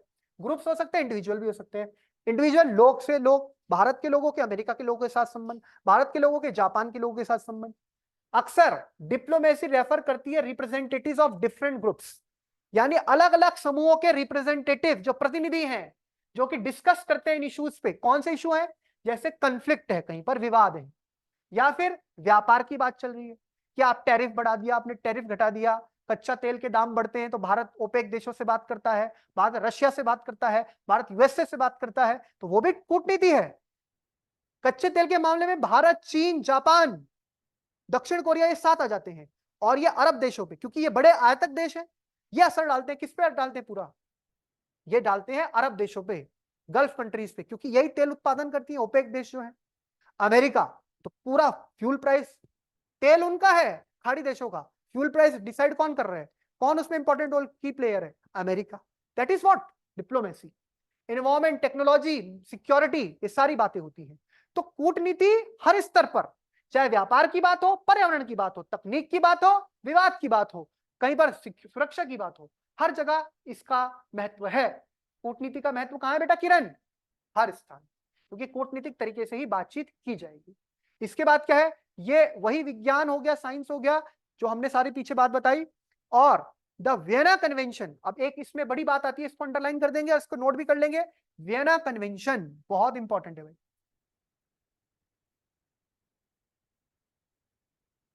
ये वियना सिटी जो है, यहां पे कन्वेंशन है 1961 का, 1961 का वियना कन्वेंशन। आपको पता है हमारे राजदूत अलग अलग देशों में हैं, दूसरे देशों के राजदूत हमारे यहाँ हैं। अब पॉलिटी में आप पढ़ेंगे, इनके पास होती है इम्यूनिटी। इम्यूनिटी मतलब ये नहीं कि भारत के राजदूत को अमेरिका गिरफ्तार कर ले या अमेरिका के राजदूत को भारत गिरफ्तार कर ले, इनको छूट होती है। क्या होती है इनके पास? छूट, राजनयिक छूट होती है। तो वियना कन्वेंशन जो है, जिसको डिप्लोमेटिक रिलेशंस का कन्वेंशन बोलते हैं 1961 का, ये वो नियमों को कोडिफाई करता है जो कि एक्सचेंज होते हैं दो देशों के बीच में, जिसमें क्या है? Exchange and treatment of envoys, यानी एक देश का एनवॉय, एनवॉय मतलब राजदूत दूसरे देश में, है ना? लेकिन जहां पे सर, उसको, एक सेकंड मुझे बात पूरी करनी दीजिए, जहां पे उसे फैसिलिटेट किया जाता है कि वो कॉर्डियल रिलेशन बनाए, डेवलपमेंट करे, रिलेशंस को स्ट्रॉन्ग रिलेशन बनाए दूसरे देशों के साथ, among Nations, irrespective of their constitutional and social system. यानी उस देश का राजनीतिक सिस्टम कैसा हो। अब भारत का राजनयिक सऊदी अरब में भी है, तो वहां तो ये नहीं बोलेंगे कि भाई तुम्हारा देश तो लोकतांत्रिक नहीं है, राजतंत्र है, हम तुम्हारे से संबंध नहीं रखते। भाई भारत लोकतांत्रिक है, सऊदी अरब राजतंत्र है, तो भी उसका पॉलिटिकल सिस्टम कुछ भी हो। कई देशों में मिलिट्री रूल है, वहां पे भी हमारे डिप्लोमेट्स हैं। तो किसी देश का कैसा ही सिस्टम होगा, पॉलिटिकल सिस्टम, हमें उस देश के साथ अपने हितों को ध्यान में रखते हुए डिप्लोमेटिक रिलेशन बनाने होते हैं, और it has become fundamental to conduct the foreign relations. तो आज के समय में विदेश नीति को संचालित करने के लिए ये एक बहुत ही बुनियादी चीज हो गया है, and ensures that diplomats can work without threats of influence by the host government. और ये भी ये सुनिश्चित करता है कि जो डिप्लोमेट्स हैं, राजनयिक हैं, जिन्हें राजदूत बोलते हैं या उच्चायुक्त बोल रहे हैं, वो बिना किसी भय के, बिना किसी डर के, कि सऊदी अरब में तो भाई वहां पर ऐसे कानून है, वहां पर तो शरिया कानून है। ऐसे बने भय, ऐसे माहौल के बिना निश्चिंत तरीके से काम कर सके। तो जो हमारी एम्बेसी है ना सऊदी अरब की या फ्रांस की, वो इटली की, वो हमारा पार्ट मानी जाती है। भले वो उस कंट्री में है, लेकिन उसकी सीमाओं के अंदर पूरी चलेगी किसकी? भारत की। वो भारत की टेरिटरी मानी जाएगी। आप समझ रहे हैं? यानी अमेरिका का जो राजदूत है यहाँ पे, दूतावास भारत में, वो दूतावास के अंदर कुछ भी बिजनेस होगा, ट्रेड होगा, ट्रांजेक्शन, वो प्रॉपर्टी भारत के अंदर होके भी वो किसकी है? अमेरिका की है। तो ये इम्यूनिटी मिली है, इसके लिए अंतरराष्ट्रीय संधि हो रखी है। वही संधि को Vienna convention on diplomatic relations कहा जाए। यानी गिरफ्तार भी नहीं किया जा सकता उसको, राजनयिक को गिरफ्तार भी नहीं किया जाता। राजनयिक को केवल यह बोला जाता है, जब दो देशों के संबंध खराब होते हैं तो टाइम देते हैं, भाई हम आपको 3 दिन का टाइम दे रहे हैं, हफ्ते भर का टाइम दे रहे हैं, आप जाओ अपने देश वापस चले जाओ। अगर किसी देश को संबंध तोड़ने दूसरे देश के साथ, तो उसमें सबसे बड़ा स्टेप यही होता है, आप अपने राजदूत को वापस बुला लो, हम अपने राजदूत। अगर दो देशों के बीच में आपने कहीं ऐसा सुन लिया कि इन्होंने अपने राजदूत वापस बुला दिए और उसने अपने राजदूत वापस बुला दिए, इसका मतलब वो देश के संबंध खराब हो गए, लड़ाई। और लड़ाई हो गई, मान लो लड़ाई शुरू हो गई, तो भी राजदूत को नहीं टच किया जाएगा। राजदूत को पूरी सुविधा मिलेगी, उसे टाइम। अगर मान लो भारत पाकिस्तान की लड़ाई हो गई, तो ये थोड़ा ना कि पाकिस्तान का राजदूत आ रहा, बाहर से पकड़ के हमने ले गया और जेल में डाल दिया तिहाड़ में। ऐसा नहीं कर सकते हम, ये कन्वेंशन आ जाएगा आगे। हमें उनको ससम्मान उनके देश जाना पड़ेगा, जाने देना पड़ेगा, और अपने डिप्लोमेट को यहां बुला लेंगे। तो ये होता है वियना कन्वेंशन। तो ये याद रखना, इसको फोटो भी लेना। बोलो अब। सर जब पहले राजा महाराजाओं का टाइम था तब भी तो राजदूत के साथ यही नियम फॉलो किए जाते थे। बिल्कुल लेकिन सर बिल्कुल अभी सही। जी, अभी सर मोदी गवर्नमेंट की ही बात है, आपको याद होगा टाइम थोड़ा सा हमारा भूल रहे, पाकिस्तान का कुछ मैटर था, तो भारत से अपने विदेश मंत्री ने कहा वहां के राजदूत को कि आप जो है परिवार का अपने ध्यान रखिए, और मतलब शायद वापिस बुला रहे थे, कुछ ऐसी बात हुई। तो क्या पाकिस्तान इन रूल को नहीं मानता क्या सर? नहीं नहीं, पाकिस्तान भी मानता है, हर देश इसको मानेगा। जो नहीं मानेगा तो अंतरराष्ट्रीय बिरादरी से बाहर कर दिया जाएगा। जी सर। हाँ सर बिल्कुल। राजदूत आईएफएस होता है? राजदूत तो हमारे हैं पाकिस्तान में, ऐसी बात नहीं है। और आप जो सीमा राजदूत जी तो ने हर बात देश बोली, में। सीमा जी ने जो जी बात बोली बिल्कुल सही बोली। ऐसे राजदूत थे हनुमान जी। हनुमान जी राजदूत बन के गए, राम के शांति प्रस्ताव लेके गए थे। कहाँ लेके गए थे? कहाँ लेके गए श्रीलंका। थे? श्रीलंका। वो राजदूत थे उस जमाने के, उन्होंने शांति प्रस्ताव दिया, और तभी वो रावण का दिमाग उसको कि पकड़ो बंदर को और उसको वो करो। और तब विभीषण ने नीति बताई कि भाई विदेश नीति में का ये पक्ष होता है, राजदूत पर कभी हमला नहीं होता। तो बोला इसने तो बड़ा उत्तंड मचा दिया, और ये तो वहां वहां से आ रहा है, तो इसने फल भी खा दिया अशोक वाटिका के, ये कर दिया, नुकसान कर दिया, इसे कुछ दंड तो मिलना चाहिए। तो उन्होंने कहा इसकी पूंछ में आग लगा दो। आप पूंछ में आग लगाए थे। हाँ, अंगद भी गए थे दूत। तो दूत के लिए देखो, आज से नहीं, 5,000 6,000 8,000 साल पहले से इम्यूनिटी है। दूत को आप कुछ नहीं बोल सकते, क्योंकि दूत तो बेचारा दूत है, वो उस देश में केवल आप। और दूत का काम क्या होता है? देखो भारत में जो अमेरिका का दूत है, वो सारी खबर दे रहा होगा, नहीं दे रहा होगा, अरविंद केजरीवाल गिरफ्तार कर दिया है, कांग्रेस का कर दिया, यहीं से तो खबरें जाती है वहां। और जो अमेरिका में भारत का होगा, वो वहां की खबर देता है कि बाइडेन की नीति ये है और ट्रंप के चुनाव में आने की ये संभावना है। वैसे ही सर फ्रांस दूत में रखने होगा, का वैसे उद्देश्य क्या इटली। होता है सर? सर ये पूछ रहे हैं। पहले तो चलिए दूत भेजा हमने अपना मैसेंजर बना करके, लेकिन प्रेजेंट टाइम वहां पे दूत हमारे मतलब जो हमारे देश के हैं, वहां हर देश के रह रहे हैं। तो ये किस उद्देश्य से कि उधर की बात इधर करो, या क्या उद्देश्य क्या होगा सर? देखिए उद्देश्य ही आपके सामने लिखा है सीमा जी। उद्देश्य ये है कि दो देशों के संबंधों को और कैसे मधुर बनाया जा सकता है, इस संबंध में काम किया जाए। क्या मतलब? आसानी से जैसे सर, आसानी से बातचीत करना जी, आसानी से कोई बात हाँ, जी। व्यापार। अब मान लीजिए प्रधानमंत्री नरेंद्र मोदी को ऑस्ट्रेलिया जाना है, तो इसकी तैयारी ऑस्ट्रेलिया में जो भारत के राजदूत है पहले से, आप क्या लगता है कि उसी टाइम बात होती है और ट्रीटी साइन होती है? उसकी महीनों पहले तैयारी हो जाती है। उससे पहले एक बार हमारे विदेश जी जी। मंत्री जाते हैं, विदेश सचिव जाते हैं, बड़े बड़े डिप्लोमेट जाते हैं, वहां पहले से तैयारी। प्रधानमंत्री उनका दौरा होता जब भी है, उससे 6-7 महीने पहले तैयारी शुरू हो जाती है। जैसे यूपीएससी का पेपर पहले बन जाता है ना आपका, वैसी तैयारी पहले से। उन्होंने तो बस फीता काटने जाना है, उन्होंने बस साइन करना है फॉर्मली, बाकी सारा काम सेट किया रहता है। ऐसे समझ लो सर कि एक मेहमान मेरा भी आएगा बाद क्वेश्चन है। में। जैसे मान लो बारात आती है, तो बारात आती है तो उसी टाइम थोड़ा बनता है खाना पीना। जी खाना जी पीना तो जी सर तैयार जी। रहेगा, बस दूल्हा आएगा और दुल्हन आएगी, जयमाला होगी, और उन्हें फिर भोग लगेगा, लोगों को भी भोग लगेगा। हाँ जी बोलिए, सर दूसरा बच्चा क्या बोल रहा है? सर मेरा क्वेश्चन ये है, जैसे अभी आपने बोला ना कि जो दूसरे मतलब जो राजदूत है, मान लो अमेरिका का इंडिया में, इंडिया का अमेरिका में, तो वो तो एक तरह यहाँ की बात है, वहां दे रहे हैं, वहां की बात है, तो इस चीज मतलब गलत नहीं है, इस चीज पे कोई मतलब वो नहीं लिया जाता निर्णय कि ये ऐसी मतलब चुगली कर रहे हैं उधर की इधर कर रहे हैं, तो ये तो एक तरीके से हमारी गोपनीयता को ठेस पहुंचाना है। ये चुगली नहीं है, ये है कि हमें लगातार एक दूसरे के संपर्क में रहना तो आवश्यक है। आज का अंतर्राष्ट्रीय परिदृश्य है, अगर आप एक दूसरे के साथ संपर्क में नहीं रहेंगे तो आप कैसे अपनी बात दूसरे तक पहुंचाएंगे। भारत के कितने लोग अमेरिका जाते हैं, अमेरिका के कितने लोग भारत आते हैं। अब मान लीजिए आप ही कल के दिन अमेरिका गई और अमेरिका में किसी संकट में फंस गई या किसी कानूनी पचड़े में फंस गई, अब आपको तो नहीं पता, आप मदद मांगने के लिए क्या दिल्ली में कॉल लगाएंगी? दिल्ली कितना दूर है वॉशिंगटन से, तो आपको वहीं पर अपना कोई असिस्टेंट मिलना चाहिए। आप मान लीजिए वहां संकट में फंस गई, आपका पासपोर्ट चोरी हो गया, कोई संकट हो गया, तो आप तुरंत भारतीय दूतावास में जा सकती है। भारतीय दूतावास आपको अपने पास बुलाएगा, शरण भी देगा, पैसा भी देगा, भारत भेजने की व्यवस्था भी करेगा, खाना पीना भी खिलाएगा। तो भाई संबंधों को स्थापित करने के लिए एक देश का दूसरे देश में, अब अमेरिका के इतने लोग आते हैं यहाँ पे, अब यहाँ पे एडवाइजरी जारी नहीं होती, कई बार अमेरिका एडवाइजरी जारी करता है भारत में इस टाइम जाना सेफ नहीं है, इस टाइम ये है, यहाँ पे इन शहरों में मत जाइए। तो वो एनालाइज करते हैं वहां के माहौल को, वहां की चीजों को। अब उसको कोई नकारात्मक तरीके से ले रहा है कि चुगली कर रहा है, वो कर रहा है, चुगली का मतलब है जनरल इंफॉर्मेशन एक्सचेंज होती रहती है।